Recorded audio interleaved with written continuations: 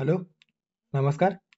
राज्यसेवा पूर्वपरीक्षा 2024च्या अनुषंगाने आपण 30 दिवसाची पूर्वपरीक्षा रिव्हिजन बॅच बघत आहोत. आणि या बॅचमध्ये आपण आपल्या टेलिग्राम चॅनलवर जी काही रिव्हिजन क्विज बॅच सुरू केलेलं आहे, त्यामध्ये आपण जे काही प्रश्न आहेत, ओके, टॉपिक निहाय आपण ते प्रश्न त्या ठिकाणी पोस्ट करतो आणि त्या प्रश्नांचं विश्लेषण आपण या यूट्यूबच्या माध्यमातून करतो आहोत. ओके, सो 30 दिवसात अर्थात 5 आठवड्यांमध्ये 5 सब्जेक्ट, ज्यामध्ये अर्थशास्त्र, राज्यशास्त्र, इतिहास, भूगोल आणि विज्ञान या 5 सब्जेक्टमध्ये दररोज 15 प्रश्न अशा पद्धतीने आपण या 30 दिवसाचं नियोजन केलेलं आहे. ओके, सो पहिल्या आठवड्यामध्ये आपण राज्यशास्त्र या विषयांतर्गत जे महत्त्वाचे टॉपिक्स आहेत ते आपण बघत आहोत.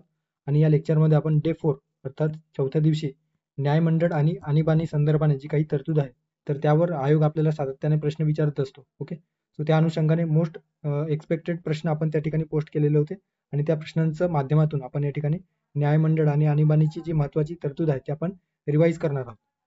आणि हे जे काही रिव्हिजन बॅच आहे ते एकंदरीतच आपल्या यूट्यूब चॅनलवरच आपण राज्यसेवा पूर्वपरीक्षा प्रश्नपत्रिका विश्लेषण, ज्यामध्ये 2018 ते 2023च्या दरम्यान विषयीने आपण प्रश्नपत्रिका विश्लेषण केलेलं होतं. आणि त्यानंतर आपण कुठले टॉपिक महत्त्वाचे आहेत ते देखील आपण त्या संदर्भाने स्ट्रॅटेजी व्हिडिओ बनवलेली होती आणि त्या व्हिडिओवर आपण सांगितलेलं होतं की कुठले टॉपिक महत्त्वाचे आहे आणि कोणत्या टॉपिकला आपण जास्त वेटेज या परीक्षेमध्ये देण्यात आलेलं आहे. सो ते टॉपिक आपण या ठिकाणी प्रश्नांच्या माध्यमातून रिवाईज करतो आहोत. ओके, सो सुरू करूया डे 4 मधील या लेक्चरला. सो न्यायमंडळ आणि आणीबाणी संदर्भाने ही तरतूद आपण या ठिकाणी अभ्यासणार आहोत. सो या ठिकाणी पहिला जो प्रश्न आहे तो एकंदरीतच सर्वोच्च न्यायालयासंदर्भाने प्रश्न विचारण्यात आलेला आहे. खालील योग्य विधाने विचारात घ्या. विधान दिलेलं आहे, भारतीय संविधानात एकात्मिक न्यायपालिका 1935च्या कायद्याने घेण्यात आली का? ब आहे, सर्वोच्च न्यायालयाची स्थापना 26 जानेवारी 1950 ला करण्यात आली. त्यानंतर क आहे, राज्यघटनेच्या भाग 5 मध्ये कलम 124 ते 147 सर्वोच्च न्यायालयाबद्दल उल्लेख केलेला आहे. सो कुठला स्टेटमेंट या ठिकाणी योग्य असणार आहे? ओके, तत्पूर्वी आपण इन्फॉर्मेशन बघूयात. आता सर्वोच्च न्यायालयाची जी काही स्थापना आहे ती एकंदरीतच 28 जानेवारी 1950 रोजी करण्यात आली. आणि हे सर्वोच्च न्यायालयाचे किंवा न्यायमंडळाचे जे तत्व आहे ते आपल्या संविधानामध्ये कोणत्या सोर्सेसमधून घेण्यात आलेलं आहे? तर लक्षात ठेवा, भारत सरकार अधिनियम 1935 पासून हे जे काही न्यायमंडळाचे तत्व आहे ते आपण स्वीकारलेलं आहे. 1935 मध्ये जे काही गव्हर्नमेंट ऑफ इंडिया ऍक्ट आहे त्यानुसार फेडरल कोर्ट ऑफ इंडियाची स्थापना करण्यात आलेली होती. सो त्या फेडरल कोर्ट ऑफ या इंडियाच्या जागी आता नवीन 1950 मध्ये आपण सर्वोच्च न्यायालय हे जे काही सर्वोच्च स्तरावर असलेले न्यायालय आपण स्वीकारलेलं आहे.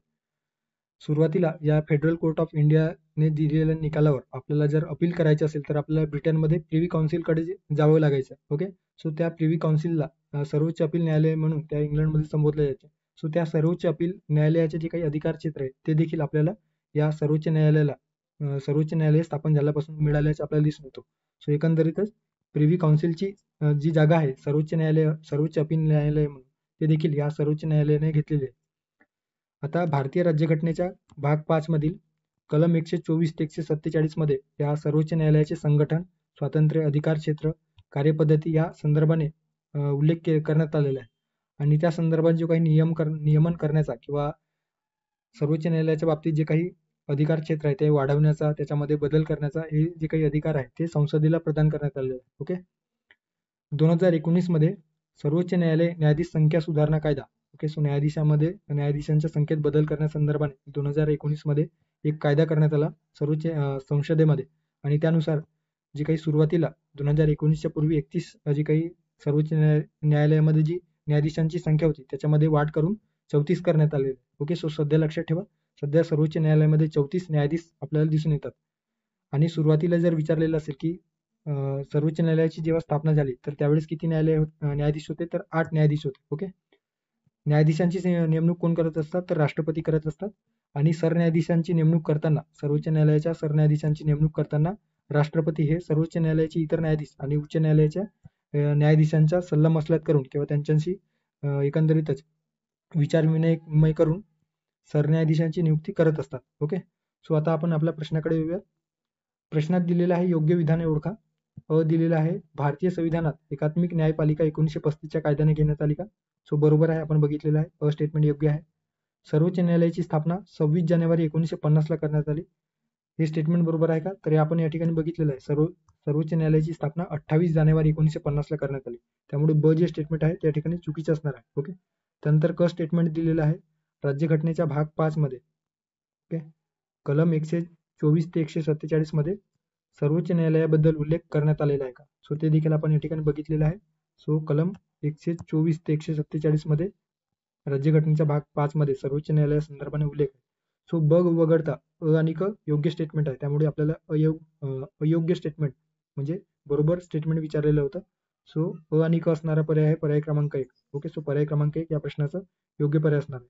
आता या ठिकाणी जे जजेस केस आहेत, ओके, जे ज्याला न्यायाधीश प्रकरण म्हटलं गेलेलं आहे. सो 4 प्रकारचे न्यायाधीश प्रकरण आपल्याला या सर्वोच्च न्यायालयाच्या न्यायाधीशांच्या नियुक्ती संदर्भाने दिसून येतो. ओके, आता ज्यावेळेस सर्वोच्च न्यायालयाच्या न्यायाधीशांची नियुक्ती राष्ट्रपती करतात, सो अशा वेळेस ते सरन्यायाधीशांशी विचार विनिमय करून एखाद्या न्यायाधीशाची नियुक्ती सर्वोच्च न्यायालयामध्ये करायची किंवा नाही हे ठरवत असतात. सो सुरुवातीच्या जे काही पहिल्या जज केसनुसार 1982 मध्ये सल्लामसलत किंवा विचारविनिमय हे सहमती नसून केवळ विचारांची देवाणघेवाण असेल अशा पद्धतीची जी न्यायनिवाड आहे सर्वोच्च न्यायालयाने दिलेलं होतं. ओके, थोडक्यात काय तर समजा सर्वोच्च न्यायालयातील न्यायाधीशासंदर्भाने राष्ट्रपतींनी एखाद्या व्यक्तीची नियुक्ती न्यायाधीश म्हणून केलेलं असेल आणि अशा वेळेस सरन्यायाधीशाने त्या न्यायाधीशाच्या ऐवजी दुसऱ्या न्यायाधीशाचा जो विचार आहे तो सांगितलेला असेल, सो त्यावेळेस त्यांचं जे काही सल्लामसलत आहे किंवा जे विचारविनिमय आहे ते पाळणे किंवा ते जे काही अंमलात आणणे ते राष्ट्रपतींवर बंधनकारक नव्हते. ओके, सो केवळ विचारांची देवाणघेवाण. सो सरन्यायाधीशांना काय वाटतो आणि राष्ट्रपतींना काय वाटतो, सो राष्ट्रपतींना दिलेले किंवा सर्वोच्च न्यायालयाचे जे काही सरन्यायाधीश असतात त्यांनी दिलेला जो काही सल्ला असेल त्याचा अर्थ सहमती नव्हे अशा पद्धतीने पहिल्या जज केसनुसार देण्यात आलेला होता.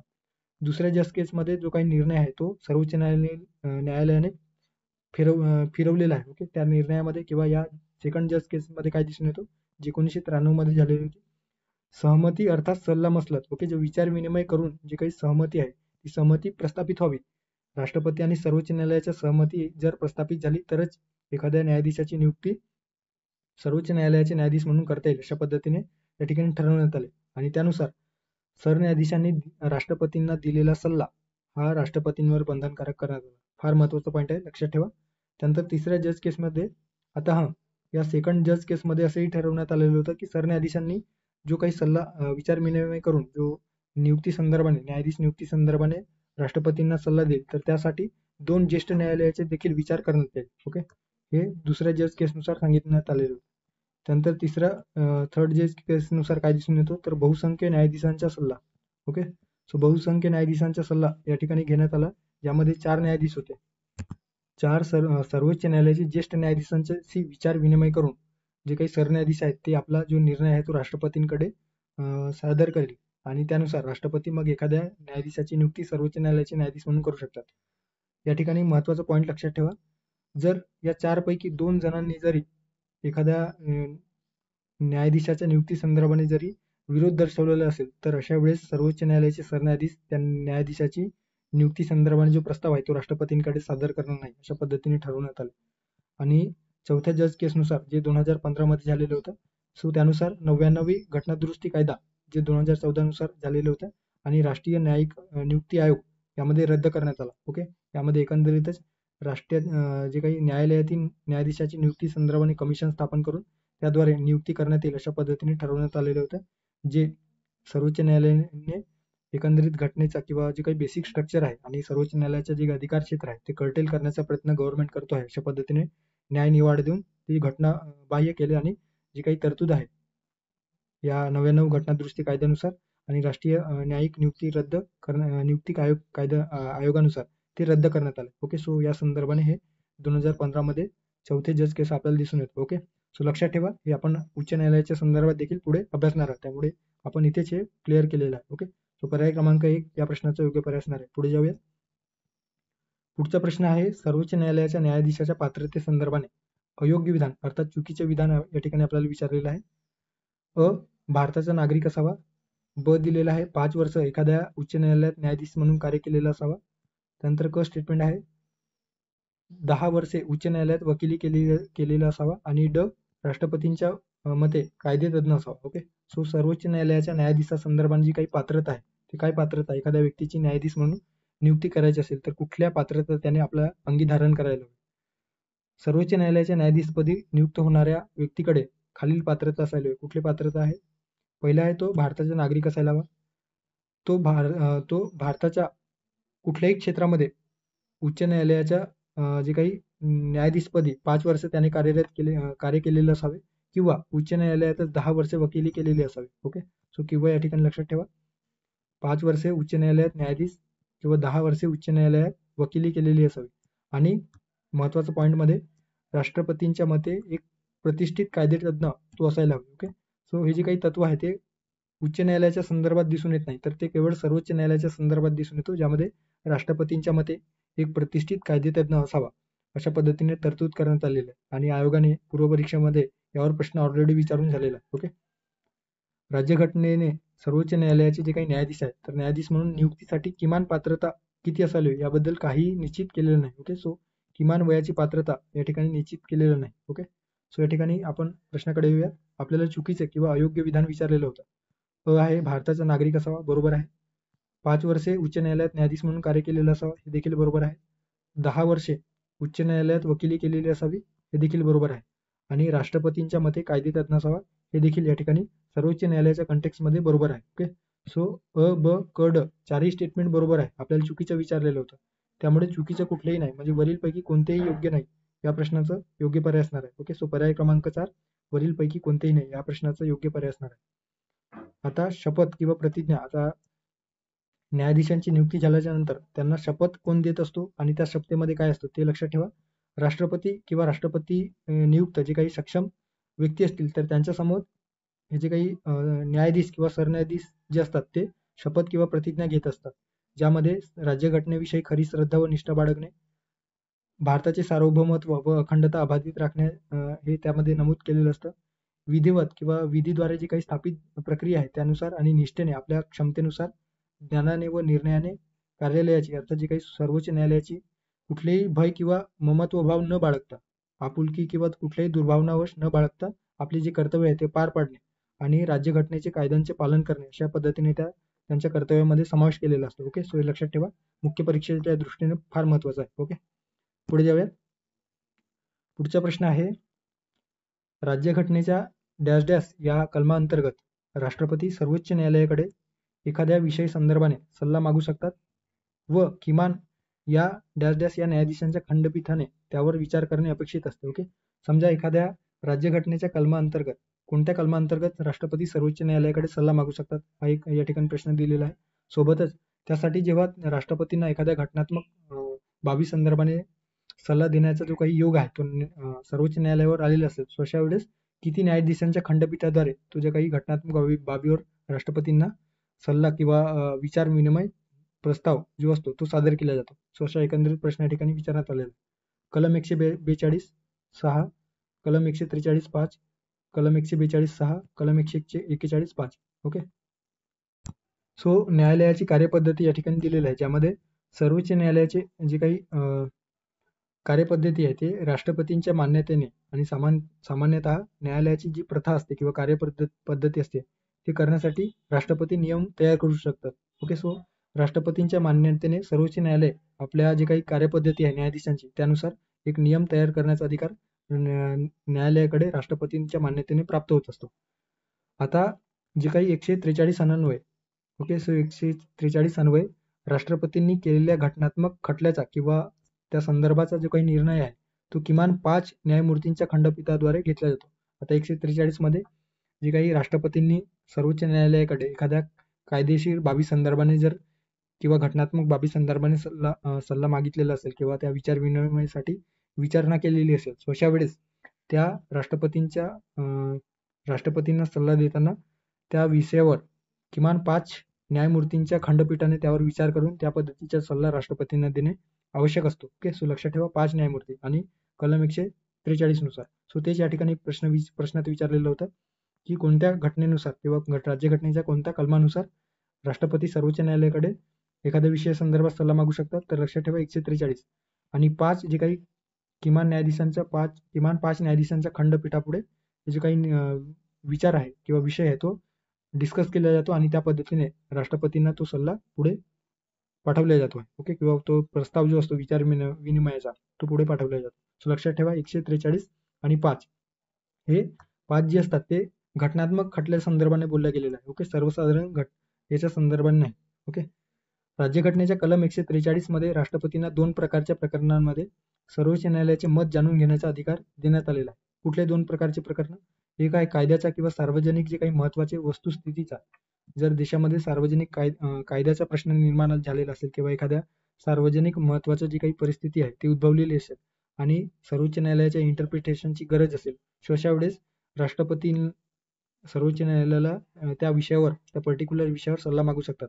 आणि दुसरं आहे संविधानपूर्व जे काही करार झालेले असतील, सहमती असेल, संलग्नता असेल किंवा सनद असेल किंवा त्या संदर्भाने जे काही अन्य विषय असेल, तर त्यावेळेस सल्ला देखील ते घेऊ शकतात. ओके, पहिल्या प्रकरणात अर्थात जे काही कायद्याच्या विषयासंदर्भाने सर्वोच्च न्यायालयाने राष्ट्रपतींकडे आपले मत मांडण्यास नकार देखील देऊ शकतात. ओके, सर्वोच्च न्यायालय वाटेल तर ते देऊ शकतात या कायद्याच्या किंवा सार्वजनिक महत्त्वाच्या वस्तुस्थिती या विषयावर, किंवा ते नाकारू देखील शकतात. मात्र दुसऱ्या प्रकरणामध्ये म्हणजे संविधानपूर्व जे काही करार असेल, सहमती असतील, संलग्नता किंवा सनद किंवा इतर जे काही कायदेशीर धोरण त्या ठिकाणी राबवण्यात आलेलं असेल संविधान लागू होण्याच्या पूर्वी, तर त्या संदर्भात जे काही सल्ला जर राष्ट्रपतीने मागितलेले असेल, अशा वेळेस दुसऱ्या प्रकरणात अर्थात या प्रकरणामध्ये ओके, सर्वोच्च न्यायालयाने आपले जे काही मत आहे ते राष्ट्रपतींकडे मांडणे बंधनकारक असते. ओके, राष्ट्रपतींना देणे आवश्यकच असते. ओके, अशा पद्धतीने लक्षात ठेवा, संविधानपूर्व कायदे संदर्भाने सर्वोच्च न्यायालयाने सल्ला देणे राष्ट्रपतींना बंधनकारक असतो. ओके, आता या ठिकाणी लक्षात ठेवा की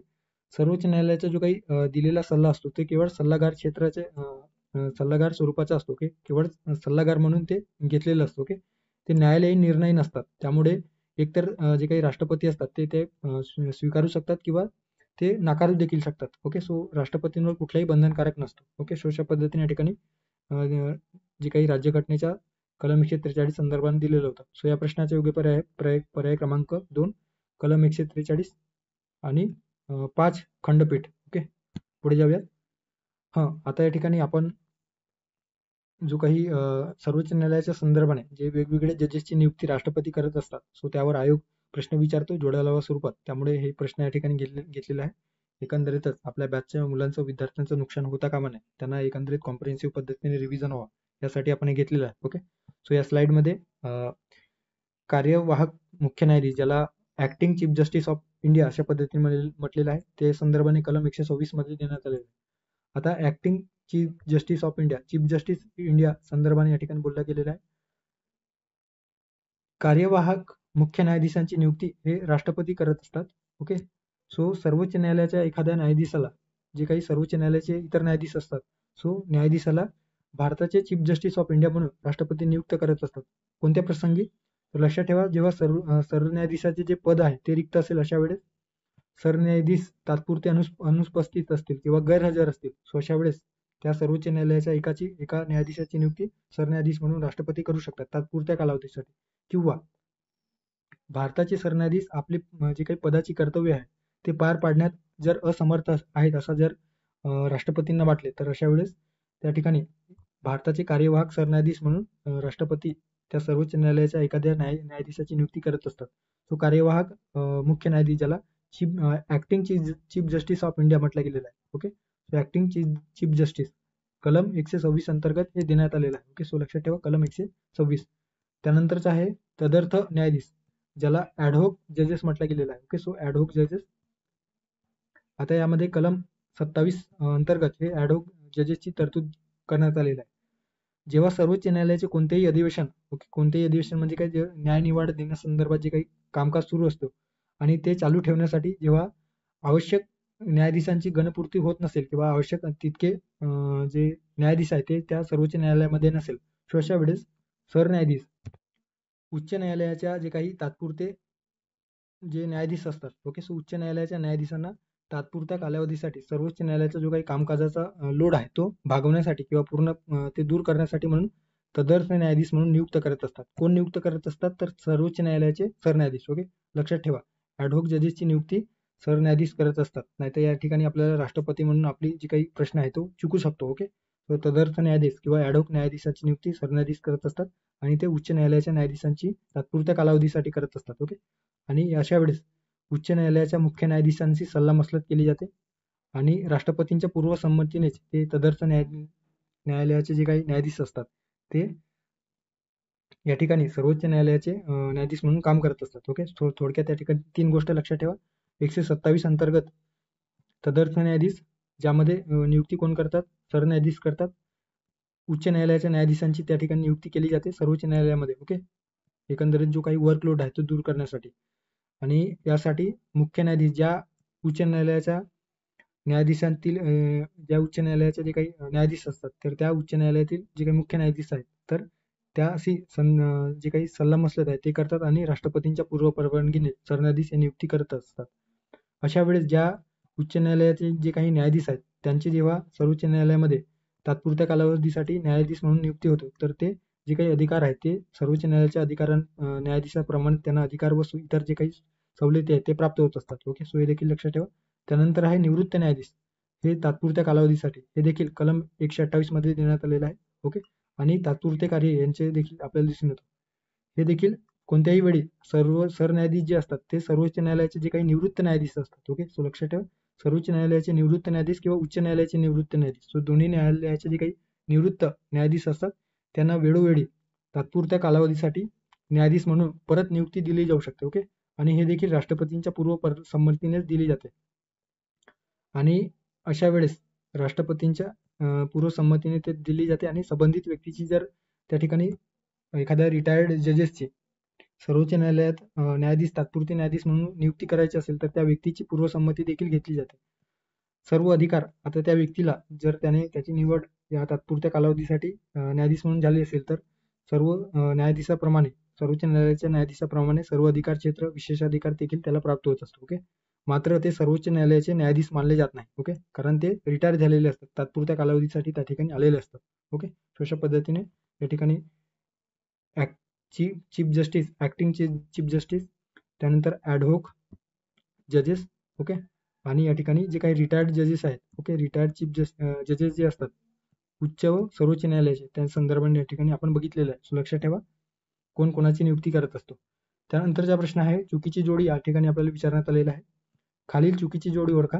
कलम 131 प्रारंभिक अधिकार क्षेत्र, त्यानंतर ब आहे कलम 129 अभिलेख न्यायालय, त्यानंतर क दिलेला आहे कलम 127 तात्पुरते सरन्यायाधीश म्हणून नियुक्ती, आणि कलम ड मध्ये दिलेलं आहे ड पर्याय कलम 124 अंतर्गत सर्वोच्च न्यायालयाची स्थापना वर असते.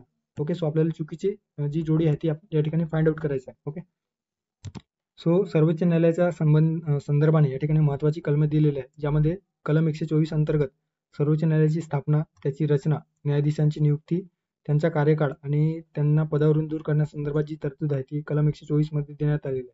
ओके, त्या ठिकाणी ड जे पर्याय आहे त्याच्यात कलम 124 अंतर्गत सर्वोच्च न्यायालयाची स्थापना दिलेली आहे का? सो ड या ठिकाणी योग्य असणार आहे. ओके, सो ड आपण एलिमिनेट करूया कारण आपल्याला चुकीच्या जोडी विचारलेला आहे.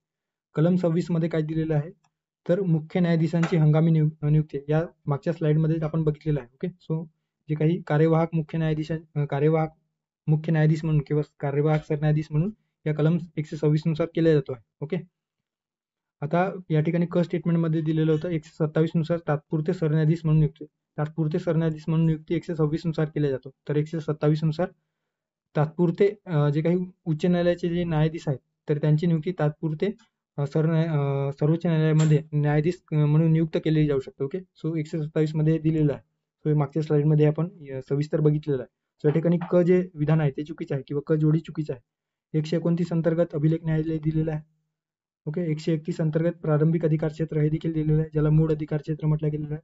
या ठिकाणी 128 लक्षात ठेवा, जे काही निवृत्त न्यायाधीश असतात सर्वोच्च आणि उच्च न्यायालयाचे ते देखील आपण बघितलेलं आहे मागच्या स्लाइडमध्ये. तर त्यांना परत सर्वोच्च न्यायालयाच्या कामकाजाचा जो काही लोड आहे तो दूर करण्यासाठी न्यायाधीश म्हणून नियुक्त केली जाऊ शकते. हे कलम 128 मध्ये दिलेलं आहे. 134 लक्षात ठेवा, सर्वोच्च न्यायालयाचा अपील करण्यासंदर्भाने उच्च न्यायालयातून सर्वोच्च न्यायालयात अपील करण्यासंदर्भाने प्रमाणपत्र प्राप्त करणे हे 134 मध्ये 134 ए नुसार दिलेलं आहे. ओके, 136 नुसार विशेष अपील परवानगी, ज्याला स्पेशल लीव्ह पेटिशन म्हटलं गेलेलं आहे. ओके, सो 136 मध्ये दिलेलं आहे. 137 लक्षात ठेवा, सर्वोच्च न्यायालयाला स्वतःचा निकाल असेल, आदेशांचे पुनरावलोकन करण्याचे अधिकार असेल ते देते. ओके, एखाद्या जे काही न्यायालयीन जजमेंट आहे ते सर्वोच्च न्यायालयाने या दिलेलं असेल तर त्यावर परत फेरविचार करण्याचा अधिकार या 137 मध्ये नमूद करण्यात आलेला आहे.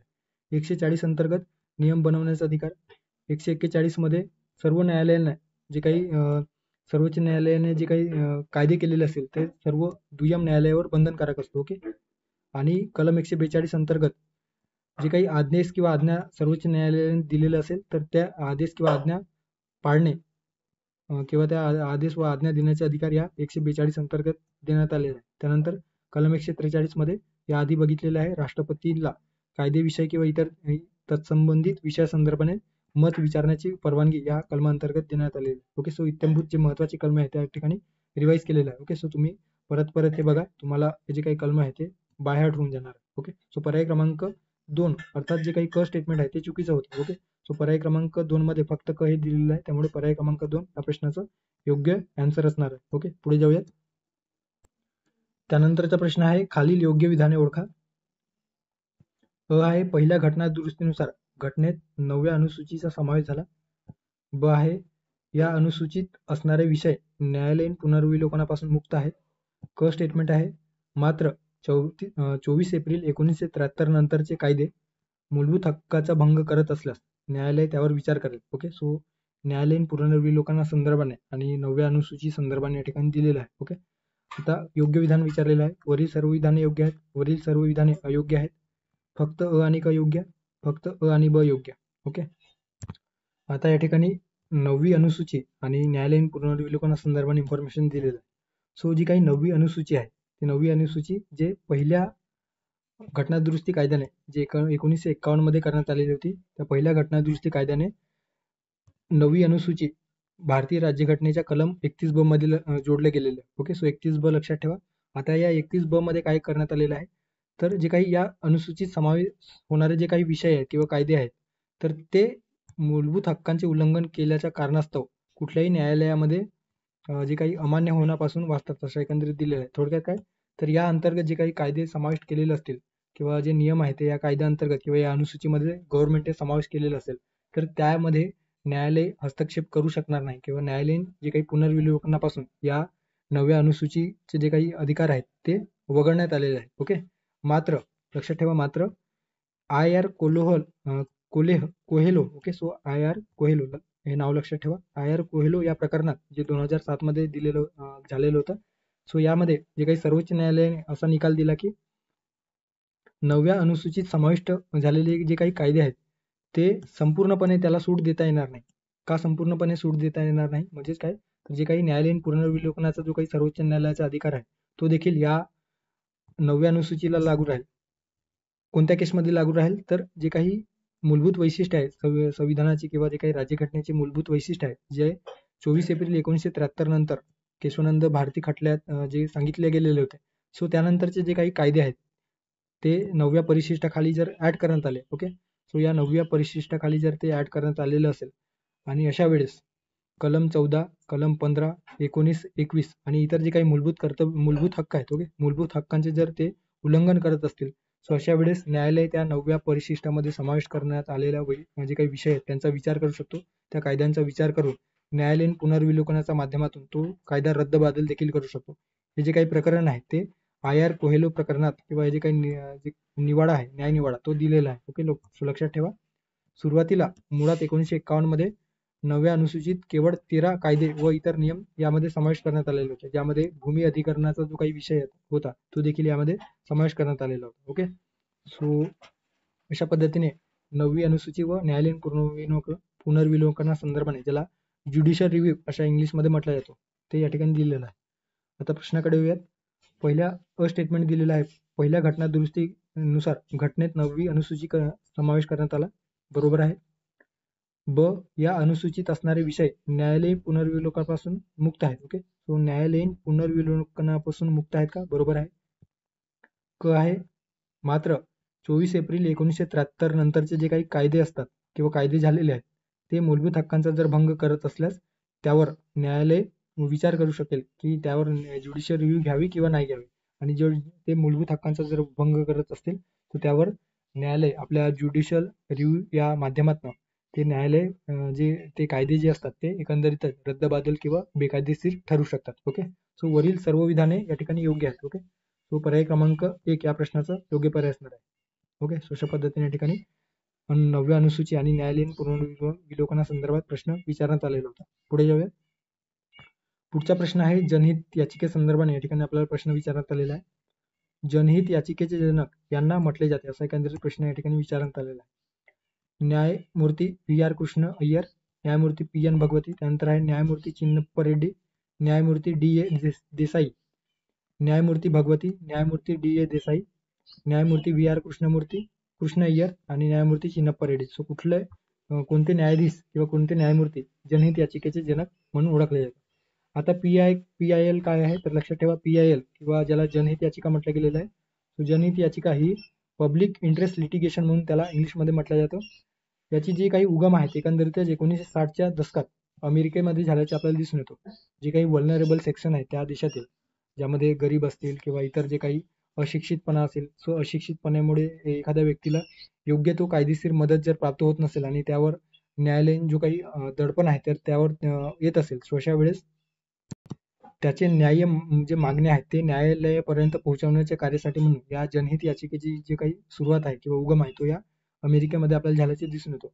या गटामध्ये अर्थात जे काही कायदेशीर प्रतिनिधित्व नसणाऱ्या गटामध्ये गरीब असतील, पर्यावरणवादी असेल, ग्राहक असतील, वांशिक असेल किंवा वांशिक अल्पसंख्याक असणारे मायनॉरिटी असतील, सो त्यांना कायदेशीर मदत प्रदान करणे आणि त्यांची जी काही बाजू आहे ते न्यायालयामध्ये मांडणे यासाठी ही जनहित याचिका अंमलात आलेली आहे किंवा एकंदरीतच याचा विकास झालेला आहे. भारतात ही जनहित याचिका सर्वोच्च न्यायालयाच्या न्यायालयीन सक्रियतेच्या भूमिकेमुळे, ओके, सक्रियता म्हणजे न्यायालयीन सक्रियता म्हणजे काय तर त्याला ज्युडिशियल ऍक्टिव्हिजम म्हटलं गेलेलं आहे. ज्युडिशियल ऍक्टिव्हिजम म्हणजे काय तर एखाद्या प्रकरणामध्ये न्यायालय स्वतः एखादा न्याय निवाडा देतो किंवा ते जे काही न्यायालयीन खटले आहे ते इनिशिएट करत असतो. ओके सर, जर न्यायालयाला वाटले की एखादा कायदा किंवा एखादा बिल गव्हर्नमेंटने अशा पद्धतीने पास केलेला आहे ज्यामुळे भारतीय राज्यघटनेला बाधा येतो किंवा भारतीय राज्यघटनेद्वारे जे काही मूलभूत हक्क देशातील नागरिकांना प्राप्त झालेला आहे ते हरवला जातो. सो अशा वेळेस न्यायालय स्वतःहून ते याचिका, जनहित याचिका किंवा एकंदरीत जी पिटिशन आहे किंवा खटला आहे तो आपल्या न्यायालयामध्ये सुरू करू शकतो आणि ते जे काही कायदे आहेत ते रद्दबादल करू शकतो. त्याला न्यायालयीन सक्रियता म्हटलं गेलेलं आहे आणि या सक्रियतेपासूनच जनहित याचिकेची जे काही शुभारंभ आहे ते भारतात झालेला आहे. लक्षात ठेवा, भारतात जे काही न्यायालयीन जे काही जनहित याचिका आहे त्याचे जनक V.R. कृष्ण अय्यर आणि P.N. भगवती यांना या याचिकेच्या संकल्पनेचे प्रणेते किंवा जनक मानला जातो. Okay so V.R. Krishna Iyer आणि न्यायमूर्ती P.N. भगवती, सो तेच या ठिकाणी आपल्याला प्रश्नात विचारलेलं होतं. सो पर्याय क्रमांक 1 मध्ये V.R. कृष्ण अय्यर आणि न्यायमूर्ती P.N. भगवती दिलेला आहे, त्यामुळे पर्याय क्रमांक 1 या प्रश्नाचं योग्य पर्याय असणार आहे. ओके आणि ज्युडिशियल ऍक्टिव्हिजम किंवा न्यायालयीन सक्रियते संदर्भाने हे याचा देखील उगम एकंदरीतच अमेरिकेत झाल्याचे आपल्याला दिसून येतो. ओके आणि सर्वप्रथम 1947 मध्ये त्या देशातील एक इतिहासकार आणि प्रसिद्ध प्राचार्य जे काही प्राध्यापक होते आर्थर स्लेसिंगर ज्युनियर यांनी या न्यायालयीन सक्रियते संदर्भात जी काही टर्मिनॉलॉजी आहे, सो जे शब्द आहे ते त्यांनी दिलेला होता. ओके ज्युडिशियल ऍक्टिव्हिजम लक्षात ठेवा, आर्थर स्लेसिंगर ज्युनियर, 1947, उगम अमेरिका. ओके भारतामध्ये 1970च्या दशकामध्ये न्यायालयीन सक्रियते संदर्भाने आपल्याला एकंदरीतच जी काही भूमिका आहे किंवा न्यायालयीन सक्रियते संदर्भात जो अधिकार आहे तो प्राप्त झाल्याचे आपल्याला दिसून येतो. ओके ज्यामध्ये यासाठी कार्य जे केलेलं आहे त्याच्यात परत V.R. कृष्ण अय्यर, न्यायमूर्ती P.N. भगवती, त्यानंतर आहे न्यायमूर्ती चिन्नप्पा रेड्डी आणि न्यायमूर्ती D.A. देसाई या न्यायालयीन सक्रियतेचे त्यांनी पाया घातलेला. ओके अशा पद्धतीने या ठिकाणी दिलेला आहे. पुढे जाऊयात. पुढचा प्रश्न आहे उच्च न्यायालयाच्या संदर्भाने या ठिकाणी प्रश्न विचारण्यात आलेला आहे आणि आपल्याला योग्य जोडी कुठली आहे. ओके सो योग्य जोडी कोणती आहे असा एकंदरीत प्रश्न या ठिकाणी विचारण्यात आलेला आहे. योग्य जोडी नाही तर योग्य विधान. ओके सो विधानासंदर्भात या ठिकाणी प्रश्न विचारण्यात आलेला आहे. अविधान दिलेलं आहे, राज्यघटनेनुसार प्रत्येक राज्यासाठी एक उच्च न्यायालय असेल का, अशा पद्धतीने तरतूद आहे का. कलम 124 ते कलम 214 ते 231 नुसार किंवा या कलमामध्ये उच्च न्यायालयासंदर्भात तरतूद आहे का. आणि स्टेटमेंट आहे उच्च न्यायालयाचे न्यायाधीशाची नियुक्ती राज्यपाल करतात. तो कुठला स्टेटमेंट या ठिकाणी योग्य असणार आहे. फक्त अ आणि क, फक्त ब आणि क, फक्त अ आणि ब, वरील सर्व योग्य. ओके आता उच्च न्यायालयासंदर्भाने या ठिकाणी जे काही तरतूद देण्यात आले आहे त्याच्यामध्ये राज्यघटनेच्या भाग 6 मधील कलम 214 ते 231 मध्ये उच्च न्यायालयाच्या अधिकार संदर्भाने आपल्या राज्यघटनेत तरतूद आहे. ओके भारताची जी काही इंटिग्रेटेड जी ज्युडिशरी सिस्टम आहे, एकात्मिक एकल किंवा एकात्मिक न्यायव्यवस्था, त्याच्यामध्ये सर्वोच्च न्यायालयानंतर दुसऱ्या स्थानी तर जे काही इतर कनिष्ठ न्यायालय आहे त्याच्यापेक्षा वर हे जे काही उच्च न्यायालय आहे ते काम करत असते. भारतात सर्वप्रथम 1862 मध्ये कलकत्ता, मुंबई आणि मद्रास या 3 ठिकाणी उच्च न्यायालय स्थापन झाल्याचे आपल्याला दिसून येतं. आणि त्या संदर्भाने त्या उच्च न्यायालयांना विशेषाधिकार देखील प्राप्त झालेले होते. त्यानंतर चौथे जे काही उच्च न्यायालय आहे ते एकंदरीतच 1866 मध्ये अलाहाबाद युपी मधील अलाहाबाद किंवा प्रयागराज या ठिकाणी चौथ्या उच्च न्यायालयाची स्थापना करण्यात आलेली होती. भारतीय राज्यघटनेत प्रत्येक राज्यासाठी उच्च न्यायालयाची तरतूद होते. मूळ राज्यघटनेमध्ये प्रत्येक राज्यासाठी उच्च न्यायालयाची तरतूद होती. मात्र 1956च्या 7व्या घटनादुरुस्ती कायद्याने संसदेने काय केलं तर 2 किंवा अधिक राज्यांसाठी किंवा 2 किंवा अधिक आणि इतर केंद्रशासित प्रदेशांसाठी म्हणून एक सामायिक उच्च न्यायालय स्थापन करण्याचा अधिकार संसदेने तयार केला. आणि त्या पद्धतीने एकंदरीतच वेगवेगळ्या राज्यांमध्ये आपण बघतो आहोत की साधारणतः 3 स्टेटमध्ये, ज्यामध्ये महाराष्ट्र, तिकडे नॉर्थ ईस्टमध्ये आसाम असेल, अरुणाचल प्रदेश असेल, ज्याला दिसपूर न्यायालय म्हटलं गेलेलं आहे, त्यानंतर बॉम्बे हायकोर्ट, आणि इकडे चंदीगड. ज्याला पंजाब आणि हरियाणा उच्च न्यायालय म्हटलं गेलेलं आहे. या न्यायालयांना एकापेक्षा अधिक राज्यांचा जो काही विस्तार आहे किंवा अधिकार क्षेत्र आहे त्या अंतर्गत येतो आहे. आणि बरेच जे काही असे न्यायालय आहेत त्याच्यामध्ये केंद्रशासित प्रदेशांचा देखील समावेश करण्यात आलेला आहे. ते देखील लक्षात ठेवा. सध्या 2024 मध्ये 25 उच्च न्यायालय आपल्या देशात कार्य आहे. 25वे जे काही उच्च न्यायालय आहे ते एकंदरीतच तेलंगणा उच्च न्यायालय राहिलेलं आहे. प्रत्येक उच्च न्यायालयात एक मुख्य न्यायाधीश आणि राष्ट्रपतींना वेळोवेळी वाटेल अशा पद्धतीने इतर न्यायाधीश असतात. आता या ठिकाणी एक गोष्ट लक्षात ठेवा, सर्वोच्च न्यायालयाच्या बाबतीत आपण बघितलेलं होतं की सर्वोच्च न्यायालयाचे जे काही न्यायाधीश आहेत किंवा सरन्यायाधीश आहेत त्यांची नियुक्ती राष्ट्रपती करत असतात. आणि त्या सर्वोच्च न्यायालयाच्या न्यायाधीशांच्या संख्या ठरवण्याचा अधिकार संसदेला प्राप्त होत असतो. मात्र उच्च न्यायालयाच्या संदर्भात जो काही न्यायाधीश ठरवण्याचा जो काही किंवा न्यायाधीशांचा संख्या ठरवण्याचा जो अधिकार आहे तो एकंदरीतच राष्ट्रपतींना प्राप्त होत असतो. त्या पद्धतीने राष्ट्रपती ठरवतील त्या पद्धतीने इतर न्यायाधीश असतात. एक मुख्य न्यायाधीश आणि राष्ट्रपतींना वेळोवेळी वाटेल असे इतर न्यायाधीश असतात, हे लक्षात ठेवा. आता आपण आपल्या प्रश्नाकडे येऊयात. प्रश्नात काय दिलेलं आहे तर राज्यघटनेनुसार प्रत्येक राज्यासाठी एक उच्च न्यायालय असेल का? हे बरोबर आहे. राज्यघटनेनुसार मात्र 7व्या घटनादुरुस्ती 1956 नुसार 2 किंवा अधिक राज्यांसाठी किंवा 2 किंवा अधिक राज्य प्लस केंद्रशासित प्रदेशांसाठी एक उच्च सामायिक न्यायालय स्थापन केले जाऊ शकतो. कलम 214 ते 231 मध्ये भाग 6 मध्ये हे उच्च न्यायालयाच्या संदर्भात तरतूद आहे. ब देखील बरोबर आहे. उच्च न्यायालयाच्या न्यायाधीशाची नियुक्ती राज्यपाल करतात का? तर चुकीचं आहे. तर उच्च न्यायालयाच्या न्यायाधीशाची नियुक्ती देखील कोण करत असतात तर राष्ट्रपती करत असतात. राष्ट्रपती करत असतात. त्यामुळे या ठिकाणी जे कप स्टेटमेंट आहे ते चुकीचं आहे. क स्टेटमेंट चुकीचं असल्या कारणाने पर्याय क्रमांक क वगळल्याच्या नंतर आपल्याला योग्य पर्याय मिळून जातो आहे. पर्याय क्रमांक 3 अ आणि ब योग्य. अशा पद्धतीने उच्च न्यायालयासंदर्भात प्रश्न विचारण्यात आलेला होता. त्यानंतरचा प्रश्न आहे परत उच्च न्यायालयाच्या संदर्भात या ठिकाणी प्रश्न विचारण्यात आलेला आहे. उच्च न्यायालयाच्या न्यायाधीशांची नियुक्ती करताना सरन्यायाधीश किती ज्येष्ठ सर्वोच्च न्यायालयाच्या न्यायाधीशांशी विचारविनिमय करतात? 2, 4, 6, 5. आता आपण सुरुवातीला जे काही सर्वोच्च न्यायालयाच्या रचनेसंदर्भात बघितलेलं आहे की ज्यामध्ये फर्स्ट जज केस, सेकंड जज केसेस, त्यानंतर थर्ड जज केसेस किंवा त्याला पहिले न्यायाधीश प्रकरण, दुसरे न्यायाधीश प्रकरण. पहिले न्यायाधीश प्रकरण कधी झाले होते तर 1982 मध्ये, दुसरे 1993 मध्ये, तिसरे 1999 मध्ये झालेले होते. आणि चौथे जे आहे ते एकंदरीतच 2015 मध्ये जे चौथे न्यायाधीश प्रकरण झालेले होते. पहिल्या न्यायाधीश प्रकरणामध्ये आपण बघितलेलं आहे की सर्वोच्च न्यायालय राष्ट्रपती जेव्हा सर्वोच्च न्यायालय असो की मग उच्च न्यायालयातील न्यायाधीशाच्या नियुक्ती संदर्भाने एकंदरीतच राष्ट्रपती, सरन्यायाधीश आणि राज्यपालांशी सल्लामसलत करून उच्च न्यायालयाच्या न्यायाधीशांची नियुक्ती करत असतात. पहिल्या जज केसमध्ये सल्लामसलत हा राष्ट्रपतींवर बंधनकारक नसेल. सल्लामसलत म्हणजे फक्त विचारांची देवाणघेवाण अशा पद्धतीने करण्यात आलेली होती. मात्र दुसऱ्या जज केसमध्ये दुसऱ्या न्यायाधीश प्रकरणामध्ये सल्लामसलत याचा अर्थ सहमती देणे असा अर्थ झाला. आणि त्यानुसार सर्वोच्च न्यायालयाने किंवा त्या सर्वोच्च न्यायालयाच्या सरन्यायाधीशाने राष्ट्रपतींना जो सल्ला दिलेला असेल ते सहमती स्वीकारणे हे राष्ट्रपतींवर एकंदरीतच कंपल्सरी करण्यात आले किंवा बाइंडिंग करण्यात आले. आणि त्यानुसार राष्ट्रपती मग उच्च न्यायालयाच्या बाबतीत असो की सर्वोच्च न्यायालयाच्या न्यायाधीशाच्या बाबतीत असो ते नियुक्ती करत असतात. त्याच पद्धतीने या ठिकाणी उच्च न्यायालयाच्या संदर्भाने आपण बघू शकता की 2 किंवा अधिक राज्यांसाठी. ओके, सो या ठिकाणी दिलेलं आहे सामायिक न्यायालय संदर्भाने जे दिलेलं आहे. ओके, सो या ठिकाणी सर्वात आधी तर उच्च न्यायालयाचे जे न्यायाधीशांची जी नियुक्ती आहे ती राष्ट्रपती करत असतात. ओके, सो अशा वेळेस राष्ट्रपती सरन्यायाधीश जे काही सर्वोच्च न्यायालयाचे सरन्यायाधीश असतात आणि संबंधित राज्याच्या राज्यपालांशी सल्लामसलत करून त्या राज्यातील उच्च न्यायालयाची न्यायाधीशांची नियुक्ती करत असतात. इतर न्यायाधीशांच्या नियुक्तीसाठी संबंधित उच्च न्यायालयाच्या मुख्य न्यायमूर्तींचा देखील सल्ला घेतला जातो. ओके, 2 किंवा अधिक राज्यांसाठी सामायिक उच्च न्यायालयाची बाबतीत जर राज्यपालाला किंवा त्या सामायिक उच्च न्यायालयाच्या न्यायाधीशांची नियुक्ती करायची असेल तर त्या सामायिक उच्च न्यायालयामध्ये जे अधिकार क्षेत्रांतर्गत येणारे जे राज्य असतात त्या राज्यातील राज्यपालांचा देखील विचार राष्ट्रपतींकडून घेतला जातो आहे. ओके, आणि त्यानुसार सामायिक न्यायालयासाठी न्यायाधीशांची नियुक्ती केल्या जातो.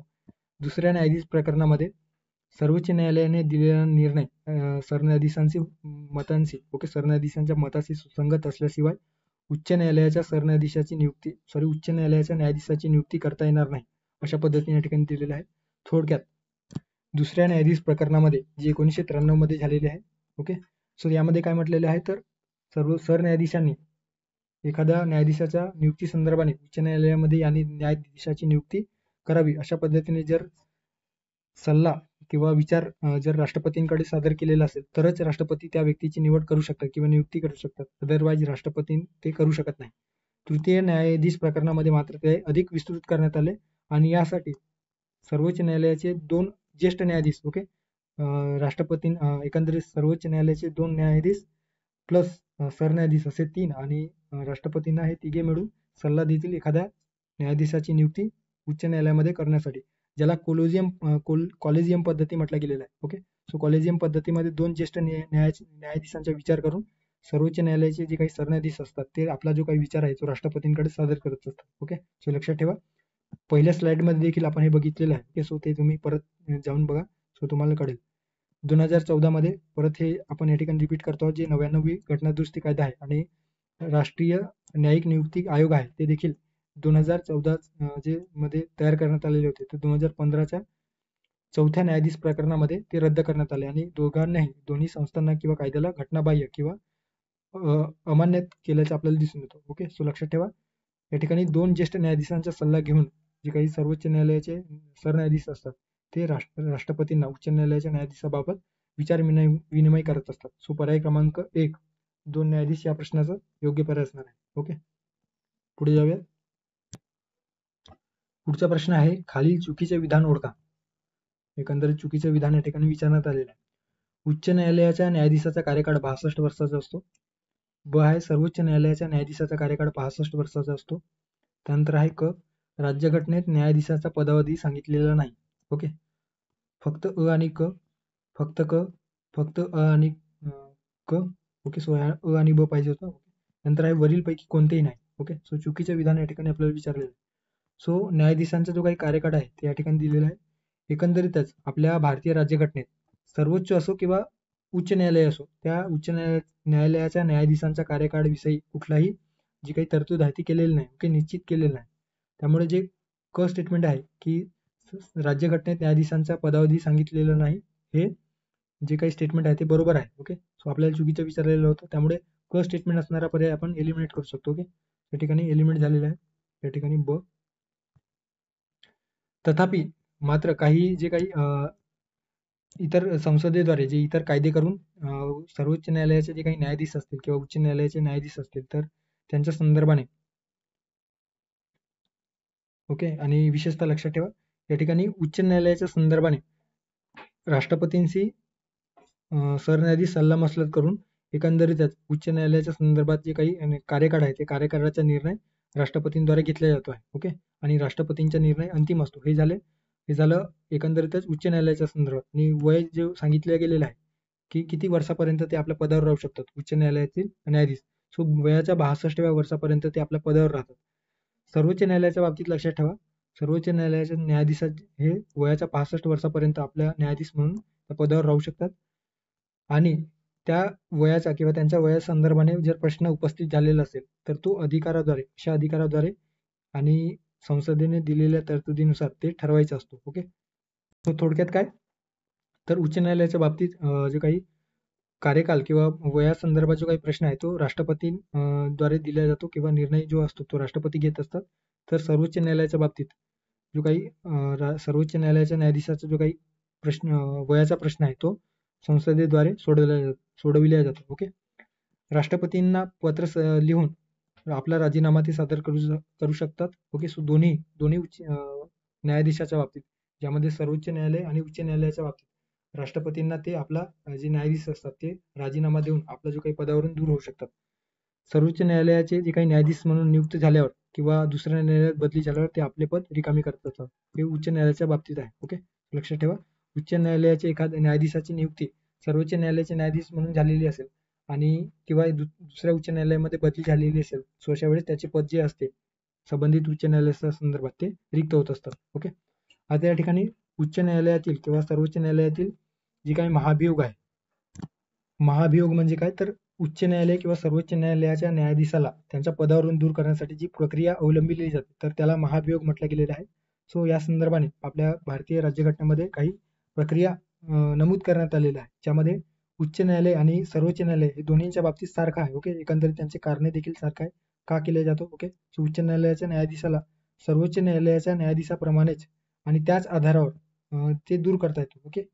आता या ठिकाणी प्रक्रिया कशी असते, तर उच्च न्यायालयाच्या संदर्भाने या ठिकाणी आपण घेऊया. एकंदरीत दोन्ही न्यायालयाच्या न्यायाधीशा संदर्भाने एकच आहे, त्यामुळे कुठलं जरी लक्षात ठेवाल तरी ते दोन्हीच्या बाबतीत लागू होणार आहे. ओके.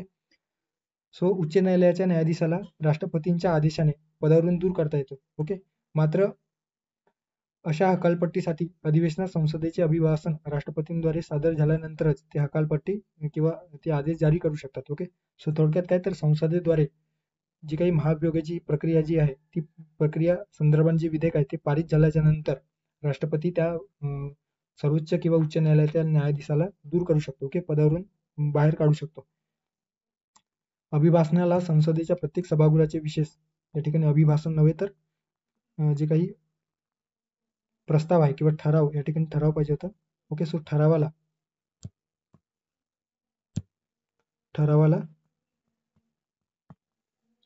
संसदेच्या प्रत्येक सभागृहाचे विशेष बहुमत म्हणजे सभागृहाच्या एकूण सदस्य संख्येच्या बहुमताने आणि उपस्थित असणाऱ्या व मतदान करणाऱ्या सदस्यांपैकी किमान 2/3 सदस्यांच्या बहुमताने ते जे काही विधेयक आहे ते पारित होणे गरजेचं असतं. आता दोन कारणासाठी यांच्यावर हे जे काही महाभियोग प्रक्रिया ती घेतली जाऊ शकते. एक आहे जे काही गैरवर्तन आहे, गैरवर्तन म्हणजे काय, तर मिसबिहेवियर. सो मिसबिहेवियर त्यांच्यावर सिद्ध झालेलं असेल किंवा असमर्थ म्हणजे अकार्यक्षमते सिद्ध झालेलं असेल. सो या दोन कारणावरून सर्वोच्च किंवा उच्च न्यायालयाच्या न्यायाधीशांना पदावरून दूर करता येतो. आता या व्यतिरिक्त हे झाले आपल्या कॉन्स्टिट्यूशन मध्ये सांगितलेलं प्रोव्हिजन. या व्यतिरिक्त जे काही न्यायाधीश चौकशी कायदा आहे जे संसदेद्वारे पारित करण्यात आलेले आहे त्यानुसार जी 1968चा न्यायाधीश चौकशी कायदा आहे त्यानुसार देखील काही प्रक्रिया या ठिकाणी सांगितल्या गेलेल्या आहे, ज्याच्यामध्ये जेव्हा महाभियोगाची प्रक्रिया संसदेमध्ये आणली जाते, ओके, सो त्या संदर्भाने न्यायाधीशाला दूर करण्यासंदर्भाची प्रक्रिया आणली जाते. त्यामध्ये सुरुवातीला प्रस्ताव मांडताना लोकसभेमध्ये जर प्रस्ताव मांडला जात असेल न्यायाधीशाला दूर करण्यासंदर्भात तर त्यासाठी 100 सदस्यांची स्वाक्षरी आवश्यक असतो. मात्र त्याच वेळेस राज्यसभेमध्ये तो प्रस्ताव मांडला जात असेल तर 50 सदस्यांची स्वाक्षरी आवश्यक असतो किंवा प्रस्ताव त्यांनी मंजूर करण्यासाठी सभापती किंवा जे काही राज्यसभेचे अध्यक्ष असतात त्यांच्याकडे सादर करत असतात. सभापती किंवा अध्यक्ष ते प्रस्ताव स्वीकारू शकतात किंवा स्वीकारण्यास नकार देखील देऊ शकतात. ओके. ते मान्य केल्यास सभापती किंवा अध्यक्ष आरोपांच्या चौकशीसाठी 3 सदस्यीय समिती गठीत करत असतात. ओके. लक्षात ठेवा, उच्च न्यायालयाच्या किंवा सर्वोच्च न्यायालयाच्या न्यायाधीशावर जेव्हा प्रक्रिया सुरू असते महाभियोगाची तर त्यावेळेस ते 3 सदस्यीय पार्लमेंटच्या सभापती व अध्यक्षाद्वारे 3 सदस्यीय समिती गठीत करावी लागते, ज्यामध्ये समितीमध्ये सरन्यायाधीश किंवा सर्वोच्च न्यायालयाचे इतर न्यायाधीश एक समावेश असतो. एखाद्या उच्च न्यायालयाच्या मुख्य न्यायाधीशाचा समावेश असतो. प्रतिष्ठित कायदेतज्ञ त्यामध्ये समावेश असतात. अशा 3 व्यक्तींचा समावेश त्या ठिकाणी असतो. ओके. सरन्यायाधीश असेल किंवा सरन्यायाधीशावर जर प्रक्रिया चालू असेल तर सर्वोच्च न्यायालयाचा ज्येष्ठ जो न्यायाधीश असतो त्याचा समावेश, एखाद्या उच्च न्यायालयाचा एक मुख्य न्यायाधीशाचा समावेश आणि प्रतिष्ठित कायदेतज्ञ जे राष्ट्रपतींद्वारे प्रतिष्ठित म्हणून गणले जातात त्यांचा समावेश असतो. समितीला जर वाटलं की गैरवर्तणुकीसाठी किंवा अकार्यक्षमतेने ग्रस्त हा जो काही न्यायाधीश आहे तो झालेला आहे, अशा वेळेस ते आपला जो काही प्रस्ताव आहे ते सभागृहावर ठेवतात आणि संसदेच्या प्रत्येक सभागृहात तो जो काही प्रस्ताव आहे समितीकडून आलेला प्रस्ताव हे विशेष बहुमताने म्हणजे एकूण सदस्य संख्येच्या बहुमताने पारित होणे गरजेचे असतं. मात्र त्यासोबतच विशेष बहुमताने म्हणजे काय तर त्या सभागृहामध्ये उपस्थित असणाऱ्या सदस्यांच्या बहुमताने ते पारित होणे 2/3 बहुमताने ओके. सो 2/3 बहुमताने ते जे काही विधेयक आहे महाभियोगासंदर्भाने विधेयक पारित होणे अपेक्षित असतं आणि त्यानुसार ते विधेयक पारित झाल्याच्या नंतर राष्ट्रपती संबंधित न्यायाधीशाची हकालपट्टी करत असतात. ओके. सो हे लक्षात ठेवा. अशा पद्धतीने प्रक्रिया न्यायाधीश चौकशी कायदा 1968 मध्ये सांगितलं गेलेलं आहे. ओके.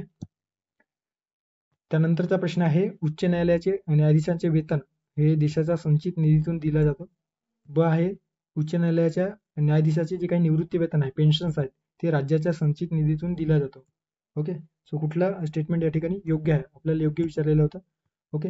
सो या ठिकाणी लक्षात ठेवा उच्च न्यायालय आणि उच्च न्यायालयाचे जे काही न्यायाधीशाचे वेतन व भत्ते किंवा कर्मचाऱ्याचे वेतन व भत्ते किंवा इतर पेन्शन किंवा प्रशासकीय खर्च असतील तर त्या संदर्भाने राज्याच्या संचित निधीतून तो आकारला जातो. ओके. सो या ठिकाणी पेन्शन वगळता जे काही उच्च न्यायालयाच्या न्यायाधीशाचे वेतन व भत्ते असते ते राज्याच्या संचित निधीतून दिला जातो. त्यामुळे राज्य विधिमंडळात त्यावर कुठलीही चर्चा होत असली तरी त्यावर मतदान होत नाही. ओके. सो आणि अशा वेळेस हे मतदान होत नसल्या कारणाने उच्च न्यायालयाच्या न्यायाधीशांचे आणि लक्षात ठेवा या ठिकाणी उच्च न्यायालयाच्या न्यायाधीशाचे जे काही पेन्शन आहे किंवा वेतन जे काही निवृत्ती वेतन आहे ते एकंदरीतच राज्याच्या नव्हे तर भारताच्या संचित निधीवर भारित असतो. ओके. सो राज्याच्या संचित निधीतून ते दिले जातात. आता या ठिकाणी अल्टरनेट करून हा प्रश्न विचारण्यात आलेला होता ज्यामध्ये उच्च न्यायालयाच्या न्यायाधीशाचे वेतन देशाच्या संचित निधीतून दिला जातो का आणि ब दिलेलं होतं उच्च न्यायालयाच्या न्यायाधीशाची निवृत्ती वेतन राज्याच्या संचित निधीतून दिले जातं. सो निवृत्ती वेतन हे देशाच्या संचित निधीतून दिला जातो. तर त्याचे जे काही करंटमध्ये जो काही वेतन असतो किंवा भत्ते किंवा अधिकार संदर्भात जे काही इतर इमोल्युमेंट्स असतात ते एकंदरीतच राज्याच्या संचित निधीतून दिल्या जातात. सो हे दोन्ही स्टेटमेंट चुकीचे असणार आहे. ओके. सो पर्याय क्रमांक 4 अ आणि ब बरोबर नाही, अर्थात आपल्याला योग्य विचारलेलं होतं. सो दोन्ही अयोग्य आहेत किंवा बरोबर नाही. सो पर्याय क्रमांक 4 या प्रश्नाचं योग्य पर्याय असणार आहे. आता उच्च न्यायालय असो की सर्वोच्च न्यायालय असो जेव्हा ते पदावर न्यायालयाचे जे काही न्यायाधीश पदावर असतात तर त्या न्यायाधीशांना कुठल्याही प्रमाणे नुकसानकारक ठरेल असे जे काही त्याचे वेतन असेल किंवा भत्ते असतील किंवा विशेष अधिकार असेल सो ते जे असतात ते वेळोवेळी एकंदरीतच संसदेद्वारे निश्चित केले जातात. ओके. सो उच्च न्यायालयाचे जे काही वेतन वगैरे भत्ते वगैरे असतात ते देखील या संसदेद्वारे वेळोवेळी निश्चित केले जातात आणि आर्थिक आणीबाणी प्रकरण वगळता प्रकरण वगळता इतर त्यांच्या नियुक्तीनंतर त्यांना कुठल्याही प्रकारे त्यांचा अधिकारावर किंवा त्यांचा पगारावर तोटा ठरेल अशा पद्धतीने त्याच्या बदल करता येत नाही. ओके. लक्षात ठेवा केवळ अपवाद आहे आर्थिक आणीबाणी 360 अंतर्गत लावल्या जाणारी आणीबाणी.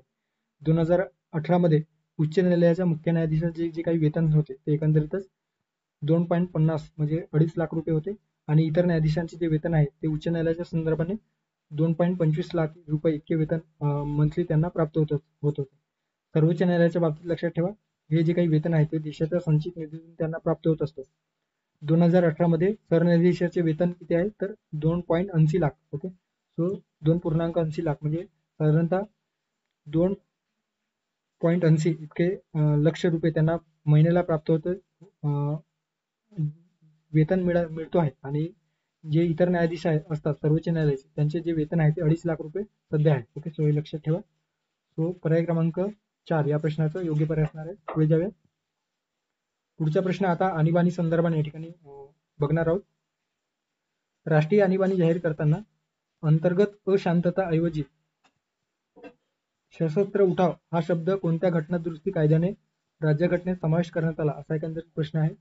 44वी घटनादुरुस्ती कायदा 1978, त्यानंतर आहे 42वी घटनादुरुस्ती कायदा 1976, 43वी घटनादुरुस्ती कायदा 1977, त्यानंतर 45वी घटनादुरुस्ती कायदा 1979. ओके. सो कुठल्या घटनादुरुस्ती कायद्याअंतर्गत राष्ट्रीय आणीबाणी जाहीर करताना अंतर्गत अशांतता ऐवजी सशस्त्र उठाव किंवा सशस्त्र बंडाळी हा शब्द टाकण्यात आला. सो या ठिकाणी दिलेला आहे आणीबाणी अर्थात इमर्जन्सी भारतीय राज्यघटनेच्या भाग 18 मध्ये कलम 352 ते 360 मध्ये नमूद करण्यात आलेला आहे. ओके. ज्यामध्ये देशाचे सार्वभौमत्व एकता असेल अखंडता असेल किंवा देशाच्या किंवा राष्ट्राची सुरक्षा असेल लोकशाही राजकीय व्यवस्था असेल किंवा राज्यघटनेचे संरक्षण करण्यासंदर्भाने या राज्यघटनेत या आणीबाणीची तरतूद करण्यात आलेली आहे. ओके. मात्र याचा काही ठिकाणी गैरवापर देखील करताना ते आपल्याला दिसून येतो. ओके. ज्यामध्ये 1975 मध्ये याचा अंतर्गत अशांतता या कारणास्तव आपल्या देशामध्ये आणीबाणी जे काही प्रक्रिया आहे ती राबवण्यात आलेली होती.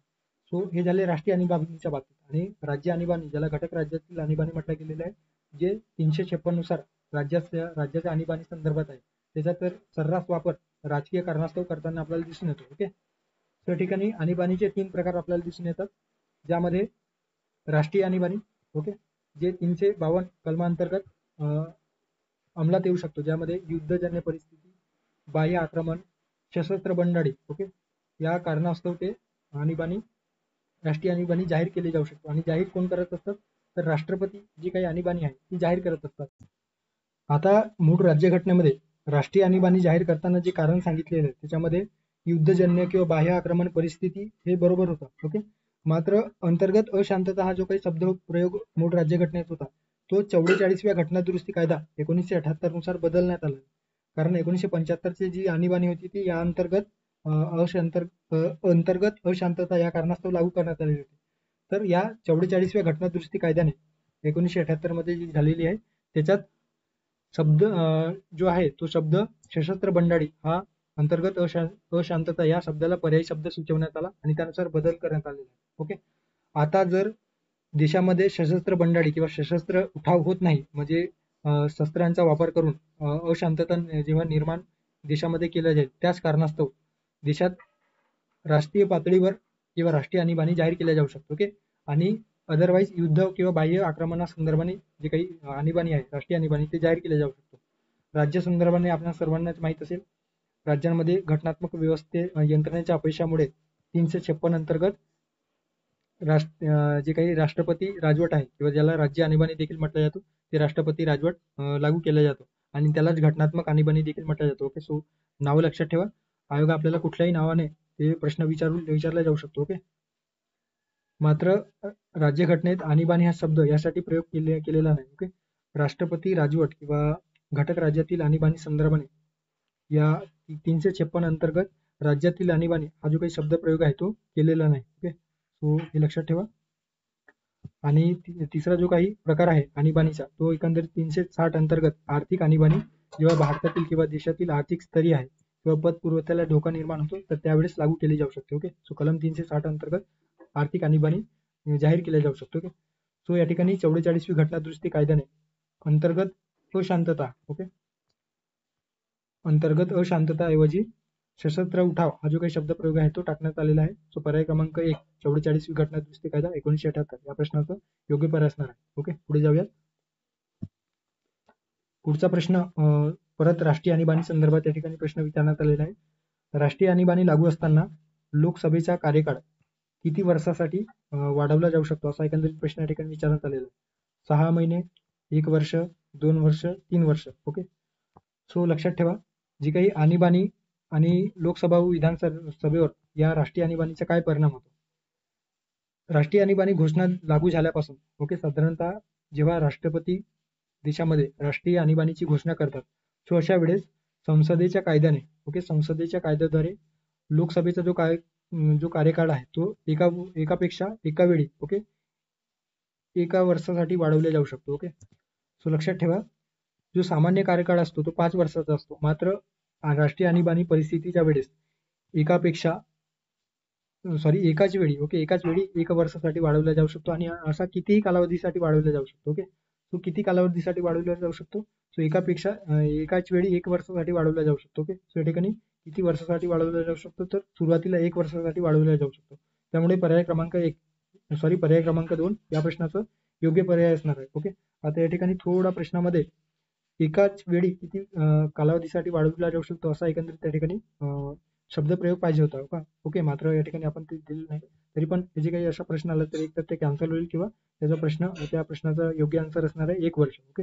1 वर्ष लक्षात ठेवा, एका वेळी. मात्र ते किती कालावधीसाठी वाढवलं जाऊ शकतो. ओके. सो हे 5व्या लोकसभेच्या दरम्यान जो काही कार्यकाळ आहे तो 1975 मध्ये जी घटनात्मक आणीबाणी लागू झालेली होती तर त्याचा कार्यकाळ 2 वेळा अशा पद्धतीने एका वर्षाने वाढवण्यात आलेला होता. ओके. सो एका वर्षाने अशा रीतीने ते वाढवले जाऊ शकतो. ओके. आणीबाणी संपल्यानंतर मात्र 6 महिन्यांच्या कालावधीमध्ये ती जी काही मुदतवाढ आहे ती सुरू ठेवता येणार नाही. समजा 1 वर्षाचा जो कालावधी आहे तो वाढवलेला आहे. मात्र त्या 1 वर्षाच्या आधीच कार्यकाल पूर्ण होण्याच्या आधी जर 6 महिन्याच्या आत जर तो आणीबाणी आहे ती संपलेली असेल तर 6 महिन्याचा जो काही कालावधी जर उरलेला असेल तर तो रद्द करण्यात येतो किंवा ते जे काही लोकसभेचा कालावधी आहे ते खंडित करण्यात येतो. ओके. आणि नव्याने फ्रेश इलेक्शन घेतले जाऊ शकते. त्याचप्रमाणे राष्ट्रीय आणीबाणीच्या काळामध्ये राज्य विधानसभेचा जो काही कार्यकाळ आहे तो संसदेद्वारे सामान्य कार्यकाळ आपल्याला माहित आहे 5 वर्षाचा असतो. पण प्रत्येक वेळी ते देखील 1 वर्षाने वाढवले जाऊ शकतो की एखाद्या राज्यामध्ये विधानसभेचा जो काही कार्यकाळ आहे तो 5 वर्षाचा जनरली जो असतो तो राष्ट्रीय आणीबाणी लागू असताना संसदेद्वारे त्या राज्य विधानसभेचा जो काही कार्यकाळ आहे तो एका वेळी 1 वर्षासाठी म्हणजे अशा कितीही कालावधीसाठी वाढवला जाऊ शकतो. ओके. सो हे लक्षात ठेवा. सो पर्याय क्रमांक 2 या प्रश्नाचं योग्य पर्याय असणार आहे पर्याय जे 1 वर्ष. ओके. आणीबाणीच्या घोषणा झाल्याच्या तारखेपासून संसदेच्या दोन्ही सभागृहांनी 1 महिन्यांच्या आत त्या आणीबाणीच्या तरतुदीला मंजुरी देणे आवश्यक असतो. ओके. आता मंजुरी संदर्भाने या ठिकाणी दिलेलं आहे की मंजुरी मिळण्यासाठी किती कालावधी आवश्यक असतो. ओके. सो राष्ट्रपतींनी आणीबाणी घोषणा केल्याच्या नंतर त्या घोषणेला 1 महिन्याच्या कालावधीत संसदेच्या दोन्ही सभागृहांनी आणीबाणी सुरू ठेवण्यास जो काही सहमती आहे ती दर्शवणे किंवा त्या पद्धतीने जो काही विधेयक असेल तो पारित करणे अपेक्षित असतं. ओके. जर ते पारित जर झालेलं नसेल, ओके, जर आणीबाणीची घोषणा जर केल्याचा जो विधेयक आहे ते कायम ठेवण्यासाठी जर संसदेत पारित झालेलं नसेल तर अशा वेळेस तुझी काही आणीबाणी आहे ते एकंदरीतच 6 महिन्यांसाठी एका वेळेस समजा राष्ट्रपतींनी जो काही आणीबाणी इश्यू केलेला आहे त्याला संसदेची मंजुरी मिळाली तर ते 6 महिन्यांसाठी एका वेळेस वाढवल्या जातो. म्हणजे दर 6 महिन्यामध्ये ते राष्ट्रीय आणीबाणीला वाढवता येतो. ओके. अशा पद्धतीची तरतूद आहे. आता 1 महिन्यांचं जे मंजुरी 1 महिन्याची जी काही कालावधी आहे त्याच्या आतमध्ये त्या आणीबाणीला मंजुरी मिळणे अपेक्षित असते. ओके. संसदेच्या दोन्ही सभागृहाची जी मंजुरी असते ती आणीबाणी लागू झाल्यापासून 1 महिन्याच्या आत मंजुरी मिळणे आवश्यक असतो. मंजुरी मिळाल्याच्या नंतर दर 6 महिन्यांनी त्याच्यामध्ये वाढ करता येऊ शकतो किंवा एका वेळेस 6 महिन्यांनी जो काही आणीबाणी आहे ती कायम ठेवता येऊ शकतो. आता मूळ राज्यघटनेमध्ये मंजुरीसाठी 2 महिन्यांचा कालावधी होता. ओके. सो तो 44व्या घटनादुरुस्ती कायद्याने कमी करण्यात आलेला आहे. ओके. सो 1 महिन्याच्या आत त्या राष्ट्रीय आणीबाणीला संसदेच्या मंजुरी मिळणे आवश्यक असतो. ओके. आणि त्यासाठी विशेष बहुमताची आवश्यकता असतो. म्हणजेच काय तर साधारणतः त्यामध्ये प्रत्येक सभागृहामध्ये विशेष बहुमत आवश्यक असतो ज्यामध्ये त्या सभागृहाच्या एकूण बहुमताने आणि सभागृहात उपस्थित असणाऱ्या 2/3 सदस्य संख्येच्या बहुमताने तो जो काही विधेयक आहे तो पास होणे अपेक्षित असतो. ओके. लोकसभा जर बरखास्त झालेली असेल, समजा लोकसभा जर बरखास्त झालेली असेल सो राज्यसभेने त्या आणीबाणीला मान्यता देणे अपेक्षित असते. ओके. आणि जेव्हा केव्हा लोकसभा परत गठीत होईल किंवा पुनर्गठित होईल तर ते गठीत झाल्याच्या नंतर 30 दिवसाच्या आत त्याला जी काही आणीबाणी जो आहे त्याला मान्यता मिळणे अपेक्षित असतो. जर मान्यता मिळाली नाही तर लोकसभा गठीत झाल्यापासून 30 दिवसापर्यंत ते टिकून राहते आणि ते जी काही आणीबाणी प्रक्रिया आहे ती रद्द होत असते. ओके. आता आणीबाणी रद्द होण्याची जी काही तरतूद आहे ती देखील या ठिकाणी दिलेली आहे ज्यामध्ये लोकसभेने घोषणा केल्या ओके. सो लोकसभेने ही घोषणा कायम ठेवण्यास नकार देणारा जर ठराव मंजूर केला किंवा संमत केला तर राष्ट्रपतींना ती रद्द करावी लागते. अदरवाईज राष्ट्रपतीला वाटले किंवा राष्ट्रपतीला जे काही काउन्सिल ऑफ मिनिस्टर असतात ते सल्ला देत असतात. सो काउन्सिल ऑफ मिनिस्टर किंवा पंतप्रधानांना वाटले की आता आणीबाणी आपल्याला मागे घ्यायची आहे ते कधीही राष्ट्रपतींना त्या पद्धतीने सल्ला देऊन ते आणीबाणी मागे घेतल्या जाऊ शकतो. ओके. मात्र जर लोकसभेने तशा पद्धतीने राष्ट्रीय आणीबाणी मागे घ्यायचा आहे असं जर कायम ठेवण्यास नकार देणारा जो विधेयक आहे तो लोकसभेमध्ये मंजूर करण्यात आला तर राष्ट्रपतींना ती रद्द करावी लागते. ओके. आणि ही जी काही तरतूद आहे ती 1978च्या 44व्या घटनादुरुस्तीमध्ये करण्यात आलेली होती. ओके. म्हणजे 42व्या घटनादुरुस्ती कायद्याअंतर्गत जी काही मोस्ट ऑफ दी जी तरतूद होती ती या आणीबाणीनंतर 1975च्या आणीबाणीनंतर 44व्या घटनादुरुस्ती कायद्याने बदल करण्यात आलेले. ओके. आता दुरुस्तीपूर्व म्हणजे या घटनादुरुस्तीपूर्व स्वतःहून घोषणा रद्द करू शकत होते. ओके. लोकसभेच्या संदर्भात कोणतेही त्यावर नियंत्रण नव्हते. ओके. जेव्हा राष्ट्रपतीला इन द सेन्स जे काही काउन्सिल ऑफ मिनिस्टर पंतप्रधानांच्या अध्यक्षतेखाली त्यांना वाटेल तेव्हाच ते रद्द केले जाऊ शकत होते. ओके. सो लोकसभा देखील त्यावर काही उपाय करू शकत नव्हते. मात्र आता जी तरतूद आहे या घटनादुरुस्ती कायद्याने ती टाकण्यात आली आणि लोकसभेला वाटेल त्या पद्धतीने ती आणीबाणी जी आहे ती रद्द करू शकतो. एक्सक्लुझिव्ह पॉवर आणीबाणी रद्द करण्याचा एक्सक्लुझिव्ह पॉवर लोकसभेला आहे, लक्षात ठेवा. आणीबाणी कॅरी ठेवण्याचा किंवा कॅरी फॉरवर्ड करण्याचा किंवा ते कायम ठेवण्याचा अधिकार दोन्हीला आहे, संसदेतील दोन्ही सभागृहांना. मात्र एक्सक्लुझिव्ह पॉवर जर विचारलेलं असेल तर ते रद्द करण्यासंदर्भात आहे. ओके, आणि ते लोकसभेला आहे. लोकसभेतील जे काही 1.5 सदस्य आहेत ते त्या संदर्भाने आणीबाणी रद्द करण्यासंदर्भात जो प्रस्ताव आहे ते त्या सभागृहातील लोकसभेतील सभापतींना सादर करत असतात, आणि ते जे काही प्रस्ताव आहे तो मंजूर झाला लोकसभेमध्ये तर ते जे काही आणीबाणी सुरू असेल तर ते रद्द करण्यात येते. ओके, अशा पद्धतीने या ठिकाणी लक्षात ठेवू शकता. पुढे जाऊया. पुढचा प्रश्न आहे राष्ट्रपती राजवटी संदर्भाने या ठिकाणी प्रश्न विचारण्यात आलेला आहे. राष्ट्रपती राजवट लागू असण्याचा महत्तम कालावधी 3 वर्षाचा असतो. ब आहे राष्ट्रीय आणीबाणी लागू असण्याचा महत्तम कालावधी 2 वर्षाचा असतो. क आहे बाबासाहेब आंबेडकरांनी अनुच्छेद 356 ला मृतपत्र असे म्हटले आहे. ओके, सो कुठला स्टेटमेंट या ठिकाणी योग्य आहे. ओके, राष्ट्रपती राजवट अथवा प्रेसिडेंट रूल या संदर्भाने या ठिकाणी दिलेला आहे. ओके, सो पर्याय या ठिकाणी दिलेला आहे अ आणि ब आणि क, फक्त अ आणि क, वरील सर्व योग्य. आता राष्ट्रपती राजवट ही 2 प्रकारे लागू केली जाते. एक तर कलम 356 चा वापर करून किंवा कलम 365 चा वापर करून. कलम 356 चा वापर केला जातो तर ज्यावेळेस राज्यातील जी काही कायदा व सुव्यवस्था आहे किंवा जी काही प्रक्रिया आहे, ओके, प्रशासन आहे, जेव्हा संविधानाच्या अकॉर्डिंगली चालत नसेल अशा पद्धतीने जर राज्यपालाची खात्री असेल आणि त्या पद्धतीने सल्ला जर राष्ट्रपतींकडे त्यांनी पाठवला किंवा त्या पद्धतीने जो प्रस्ताव आहे राज्यामध्ये राष्ट्रपती राजवट लागू करण्यासंदर्भात प्रस्ताव पाठवला किंवा त्या पद्धतीने कुठलंही कार्य केलेलं नाही तरी राष्ट्रपतीला वाटले तर राज्यामध्ये एखाद्या राज्यामध्ये राष्ट्रपती राजवट लागू केला जाऊ शकतो. ओके, हे कलम 356 मध्ये दिलेलं आहे.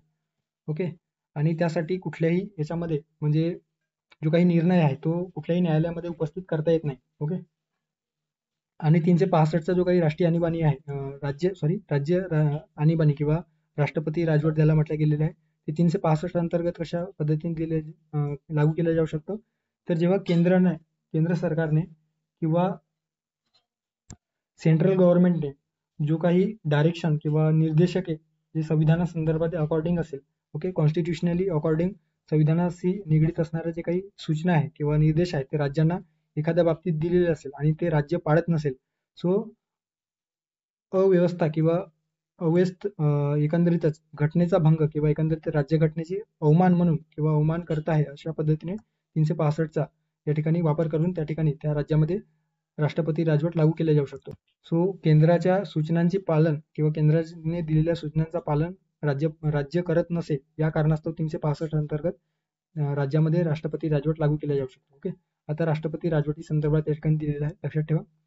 राष्ट्रपती राजवट लागू करण्याची जी काही घोषणा झाल्याच्या तारखेपासून संसदेच्या दोन्ही सभागृहांनी त्यास मान्यता देणे हे 2 महिन्यांच्या आत देणे अपेक्षित असतो. आपण राष्ट्रीय आणीबाणीच्या संदर्भाने बघितलेलं आहे की 2 महिन्याचा जो काही कालावधी आहे तो 1 महिना असा करण्यात आलेला होता.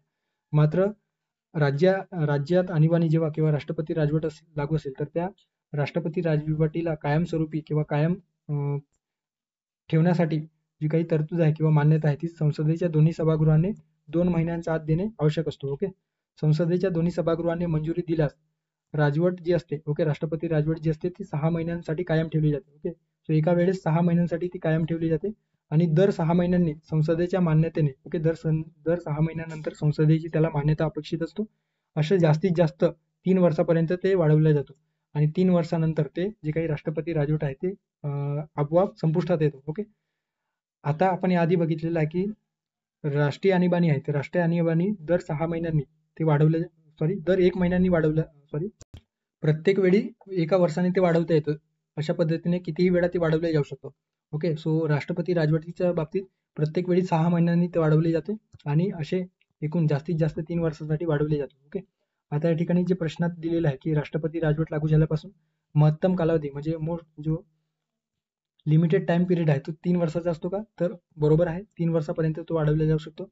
राष्ट्रीय आणीबाणी लागू असण्याचा महत्तम कालावधी 2 वर्षाचा असतो का, तर 2 वर्षाचा नसतो, तर कितीही कालावधीपर्यंत आपण वाढवला जाऊ शकतो. ओके, मात्र एकाच वेळी 1 वर्षापर्यंत वाढवला जातो, त्यानंतर परत संसदेची मान्यता त्याला मिळणे अपेक्षित असतो. त्यानंतर डॉक्टर बाबासाहेब आंबेडकरांनी 356चे जे काही वर्णन मूर्त पत्र म्हणून केलेलं आहे का, सो हे देखील दिलेलं आहे. डॉक्टर बाबासाहेब आंबेडकरांनी संविधान सभेत या तरतुदींच्या टीकाकारांना जे उत्तर देताना 356 ने जे काही अधिकार दिलेला आहे ते एकंदरीतच मृतपत्र किंवा ज्याला डेड लेटर म्हटलं गेलेलं आहे. ओके, सो अशा पद्धतीने डेड लेटर संबोधलं गेलेलं आहे. ओके, सो त्यांचा उपयोग केवळ शेवटचा उपाय म्हणून करावा अशी सूचना त्यांनी केलेली होती. ओके, हे लक्षात ठेवा. आता 1978च्या 44व्या घटना दुरुस्तीनुसार राष्ट्रपती राजवटी संदर्भात देखील काही बदल करण्यात आले, ज्यामध्ये 1 वर्षापेक्षा अधिक वाढवण्याचा जो संसदेच्या अधिकारावर अंकुश ठेवण्यासाठी नवीन तरतूद आणली गेलेली होती. ओके, सो 1 वर्षानंतर किंवा 2 अटींची पूर्तता या ठिकाणी करण्यात येईल. सो या ठिकाणी जे दिलेलं आहे त्यामध्ये काय दिलेलं आहे तर समजा एखाद्या राज्यामध्ये राष्ट्रपती राजवट लागू आहे आणि त्या प्रसंगावर किंवा त्या प्रसंगी किंवा त्याच कालावधीमध्ये जर देशात राष्ट्रीय आणीबाणी लागू झाली, सो अशा वेळेस त्या देशातील किंवा त्या राज्यातील जी काही राष्ट्रपती राजवट जी आहे ती एका वेळी 6 महिन्यांसाठी वाढवली जाऊ शकते. ओके, सो अशा पद्धतीने त्यासाठी 2 अटींची पूर्तता करणे आवश्यक असतो. ओके, ज्यामध्ये राष्ट्रीय आणीबाणी घोषणा संपूर्ण भारतात किंवा राज्याच्या कोणत्याही भागात लागू असायला हवी आणि संबंधित राज्याच्या विधानसभेच्या जे सार्वत्रिक निवडणूक आहे ते अडचणींमुळे घेऊ शकत नाही किंवा होऊ शकत नाही. अशा पद्धतीने जो काही निवडणूक आयोगाने जर प्रमाणित केले तर अशा वेळेस त्या राज्यातील जी राष्ट्रपती राजवट आहे ती एकाच वेळी 6 महिन्यांपर्यंत वाढवली जाऊ शकतो. ओके, सो हे देखील या 1978च्या कायद्याने ऍड करण्यात आलेले होते. ओके, सो अशा पद्धतीने या ठिकाणी जो प्रश्नात विचारलेला आहे दिलेलं होतं की बाबासाहेबांनी अनुच्छेद 356चा वर्णन मृतपत्र अशा पद्धतीने केलेलं आहे का? सो हे बरोबर आहे. सो अ आणि क बरोबर होता, मात्र ब जे स्टेटमेंट आहे ते चुकीचं होतं, त्यामुळे फक्त अ आणि क पर्याय असणारा पर्याय क्रमांक आहे 3. ओके, सो अ आणि क अशा पद्धतीने पर्याय क्रमांक 3 या प्रश्नाचा योग्य आन्सर असणार आहे. पुढचा जो प्रश्न आहे तो लोक अदालत संदर्भाने या ठिकाणी प्रश्न विचारण्यात आलेला आहे. लोक अदालत संदर्भात खालील योग्य विधाने सांगा. विधान सांगा. अ दिलेला ही एक फोरम म्हणून काम करते जी न्यायालयात प्रलंबित खटले सर्व सहमतीने किंवा सौहार्दपूर्ण ओके जो सर्वानुमती सहमतीच्या माध्यमातून किंवा कॉम्प्रोमाइजरित्या सोडवत असते. ब दिलेला आहे पहिल्या लोक अदालतीची जी स्थापना आहे ती राजस्थानमध्ये 1982 मध्ये झाली. त्यानंतर क आहे 1987च्या न्यायिक सेवा प्राधिकरण या कायद्याने याला वैधानिक दर्जा प्राप्त झालेला आहे. ओके, सो कुठलं स्टेटमेंट या ठिकाणी योग्य असणार आहे. आता लोक अदालत संदर्भात या ठिकाणी दिलेलं आहे.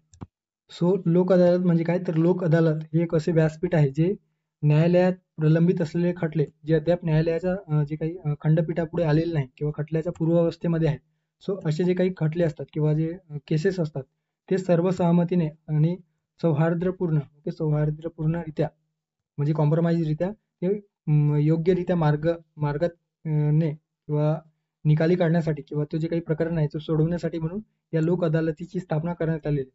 गांधीयन फिलॉसॉफीवर किंवा गांधीयन तत्वावर चालणारी ही एक लोक अदालत आपल्याला दिसून येतो.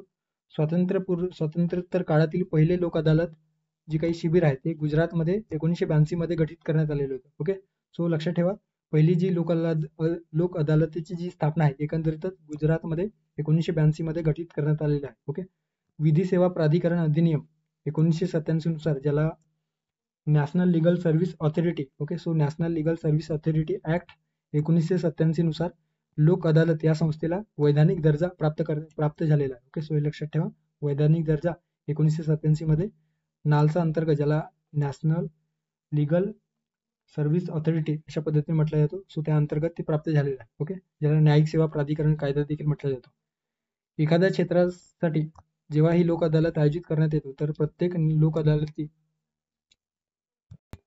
सो या प्रत्येक लोक अदालतीमध्ये असे जे सदस्य असतात किंवा ते एजन्सीद्वारे ज्यामध्ये एजन्सी म्हणजे काय तर ते एक ऑथॉरिटी असते तर त्यामध्ये भारतात वेगवेगळ्या भागातील ओके सो ग्रामीण भागातील विशेषतः निवृत्त न्यायिक अधिकारी जे असतात तर त्यांचा समावेश असतो. सोबतच इतर जे काही सामाजिक कार्यकर्ते असतात त्यांचा देखील समावेश होतो, ज्यामध्ये अध्यक्ष म्हणून एका न्यायिक अधिकाऱ्यांची नियुक्ती त्या ठिकाणी लोक अदालतीचे अध्यक्ष म्हणून कार्यरत असतात.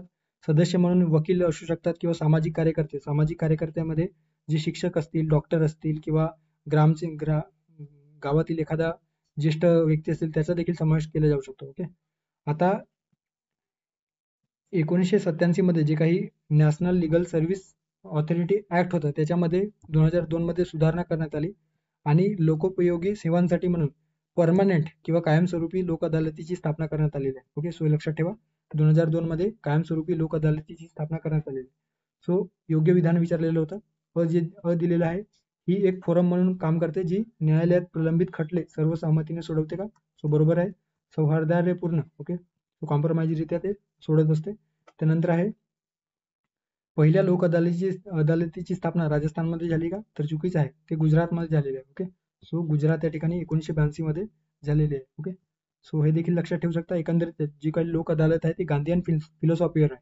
आणि गांधीजी कुठले होते? तर गुजरातमध्ये होते, गुजरातचे होते. त्यामुळे गुजरातमध्ये पहिली लोक अदालत स्थापन झालेली आहे. ओके. त्यानंतर 1987च्या न्यायिक सेवा प्राधिकरणाने या कायद्याद्वारे वैधानिक दर्जा या लोक अदालतीला प्राप्त झालेला आहे का? सो हे देखील बरोबर असणार आहे. विधी न्यायिक प्राधिकरण अधिनियम 1987 नुसार लोक अदालत संस्थेला वैधानिक दर्जा प्राप्त झालेला आहे. ओके. सो अ आणि क या प्रश्नाचा योग्य पर्याय असणार आहे. सो ब हे जे स्टेटमेंट आहे ते चुकीचं असल्या कारणाने पर्याय क्रमांक 1 या प्रश्नाचा योग्य पर्याय असणार आहे. ओके. सो त्यानंतरचा शेवटचा प्रश्न आहे, दुय्यम न्यायालयासंदर्भात या ठिकाणी प्रश्न विचारण्यात आलेला आहे. सत्र न्यायालयासंदर्भात अयोग्य विधाने ओळखा. ओके. यातील न्यायाधीशांची नियुक्ती राज्यपाल करतात. ब आहे जिल्हा न्यायाधीश व सत्र न्यायाधीश हे एकच असतो. त्यानंतर क स्टेटमेंट आहे, या न्यायालयाला गुन्हेगाराला देहदंडाची शिक्षा देण्याचा अधिकार नाही. ओके. कुठला स्टेटमेंट चुकीचा आहे किंवा अयोग्य आहे? आता जे काही सत्र न्यायालय असतात तर सत्र न्यायालयासंदर्भात आणि जिल्हा न्यायालयासंदर्भात त्या ठिकाणी दिलेलं आहे. ओके. सो लक्षात ठेवा, दुय्यम न्यायालयाअंतर्गत जे काही उच्च न्यायालयाच्या नंतर जे काही दुय्यम स्तरावर किंवा खालच्या स्तरावर जे न्यायालय असतात त्याच्यामध्ये जिल्हा न्यायालय आणि सत्र न्यायालय हे ऍक्च्युअली मध्ये एकच न्यायालय असतो. सो जेव्हा ते न्यायालय दिवाणी केसेस किंवा जे सिव्हिल केसेस जेव्हा सॉल्व्ह करत असतो किंवा सिव्हिल केसेस चालवत असतो तर त्याला जिल्हा न्यायालय म्हटलं गेलेलं आहे आणि त्या न्यायालयात जो काही न्यायाधीश असतो त्याला जिल्हा न्यायाधीश म्हटलं जातो. ऍट द एंड किंवा ऍट द सेम टाइम जेव्हा ते जे काही न्यायालय आहे जिल्हा स्तरावर ते जेव्हा क्रिमिनल केसेस किंवा फौजदारी जे कायदे आहेत किंवा फौजदारी खटले त्या न्यायालयामध्ये सुरू असतो तर त्याला सत्र न्यायालय म्हटलं जातो आणि त्या संदर्भाने जे काही न्यायाधीश कार्य करत असतात तर त्याला सत्र न्यायाधीश म्हटलं जातं. त्यामुळे ब जे स्टेटमेंट आहे ते या ठिकाणी क्लिअर होतो की जिल्हा न्यायाधीश व सत्र न्यायाधीश एकच असतो. ओके. सो ब बरोबर आहे आणि आपल्याला ब बरोबर नको, कारण आपल्याला चुकीचं या ठिकाणी फाइंड आउट करायचं आहे. ओके. सो ब बरोबर असल्या कारणाने 2 पर्याय आपण एलिमिनेट करू शकतो. ओके. आता राज्यघटनेच्या भाग 6 मधील अनुच्छेद 233 ते 237 मध्ये दुय्यम न्यायालयाच्या रचनेसंदर्भात उल्लेख करण्यात आलेला आहे. ओके. जिल्हा न्यायाधीश जे असतात ते जिल्हा स्तरावरील सर्वोच्च न्यायिक प्राधिकरण म्हणून कार्य करत असतात, ज्यांना दिवाणी तसेच फौजदारी हे दोन्ही खटले किंवा दोन्ही प्रकरणांमध्ये मूळ म्हणजे ओरिजिनल आणि अपिलीय अधिकार क्षेत्र प्राप्त होत असतात. ओके. सो या न्यायालयाखाली जे काही इतर न्यायालय असतात, ओके, सो त्याकडून आलेली जी काही अपील आहे ते या न्यायालयामध्ये पडताळले जातात किंवा त्यावर अपिलीय सुनवाई होत असतो.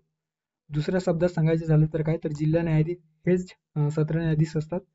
दिवाणी खटले हाताळताना ते जिल्हा न्यायाधीश म्हणून कार्य करतात, तर फौजदारी खटले हाताळताना सत्र न्यायाधीश म्हणून कार्य करत असतात. तसेच या जिल्हा न्यायाधीशाला जिल्ह्यातील सर्व कनिष्ठ न्यायालयांवर पर्यवेक्षणाचे अधिकार होतो. ओके. त्यांच्या आदेशाविरुद्ध किंवा निर्णयाविरुद्ध उच्च न्यायालयामध्ये अपील केले जाऊ शकतो. ओके. सो त्या संदर्भात ते प्रमाणित करून उच्च न्यायालयामध्ये त्यांच्या दुय्यम न्यायालयाच्या निवाड्यासंदर्भात आपण अपील करू शकतो. दुय्यम न्यायालयाला जन्मठेप देहदंडाची शिक्षा म्हणजे फाशीची किंवा मृत्यूदंडाची शिक्षा देण्याचा अधिकार आहे. ओके. सो त्यांना हे जे काही दंड आहे किंवा कोणतीही शिक्षा ठोठावण्याचा सत्र न्यायाधीशांना क्रिमिनल केसेस संदर्भात सत्र न्यायाधीशांना अधिकार आहे. मात्र त्याने जे काही फाशीची शिक्षा सुनावलेली असेल किंवा देहदंडाची शिक्षा सुनावलेली असेल तर ते योग्यरित्या जी काही देहदंडाची शिक्षा सुनावलेली आहे ती योग्य पद्धतीने प्रोसिजर फॉलो करून सुनावलेली आहे किंवा नाही हे जे काही पडताळण्याचे कार्य आहे ते उच्च न्यायालय करत असते. ओके. आणि त्यामध्ये संबंधित जे काही विक्टिम्स असेल किंवा गुन्हेगार असेल ते त्या उच्च न्यायालयाकडे अपील करो अथवा न करो त्याला सुनावलेल्या देहदंडाची शिक्षा संदर्भाने उच्च न्यायालयामध्ये त्यावर पडताळणी केली जाते आणि त्यावर जर शिक्कामोर्तब झाला तर त्याला फाशीची शिक्षा होत असतो. आणि अदरवाईज जर ते उच्च न्यायालयाला वाटले की दुय्यम न्यायालयाने जो काही निर्णय दिलेला आहे देहदंडाची शिक्षा त्यावर ते बदल करू शकतात. ओके. सो अशा पद्धतीने या ठिकाणी दुय्यम न्यायालया संदर्भात दिलेलं आहे. ओके. आता अयोग्य आपल्याला विचारलेलं होतं, यातील न्यायाधीशांची नियुक्ती राज्यपाल करतात का? तर आपल्याला या ठिकाणी बघितलेलं आहे की यांची नियुक्ती कोण करत असतात, तर राज्यपाल करत असतात.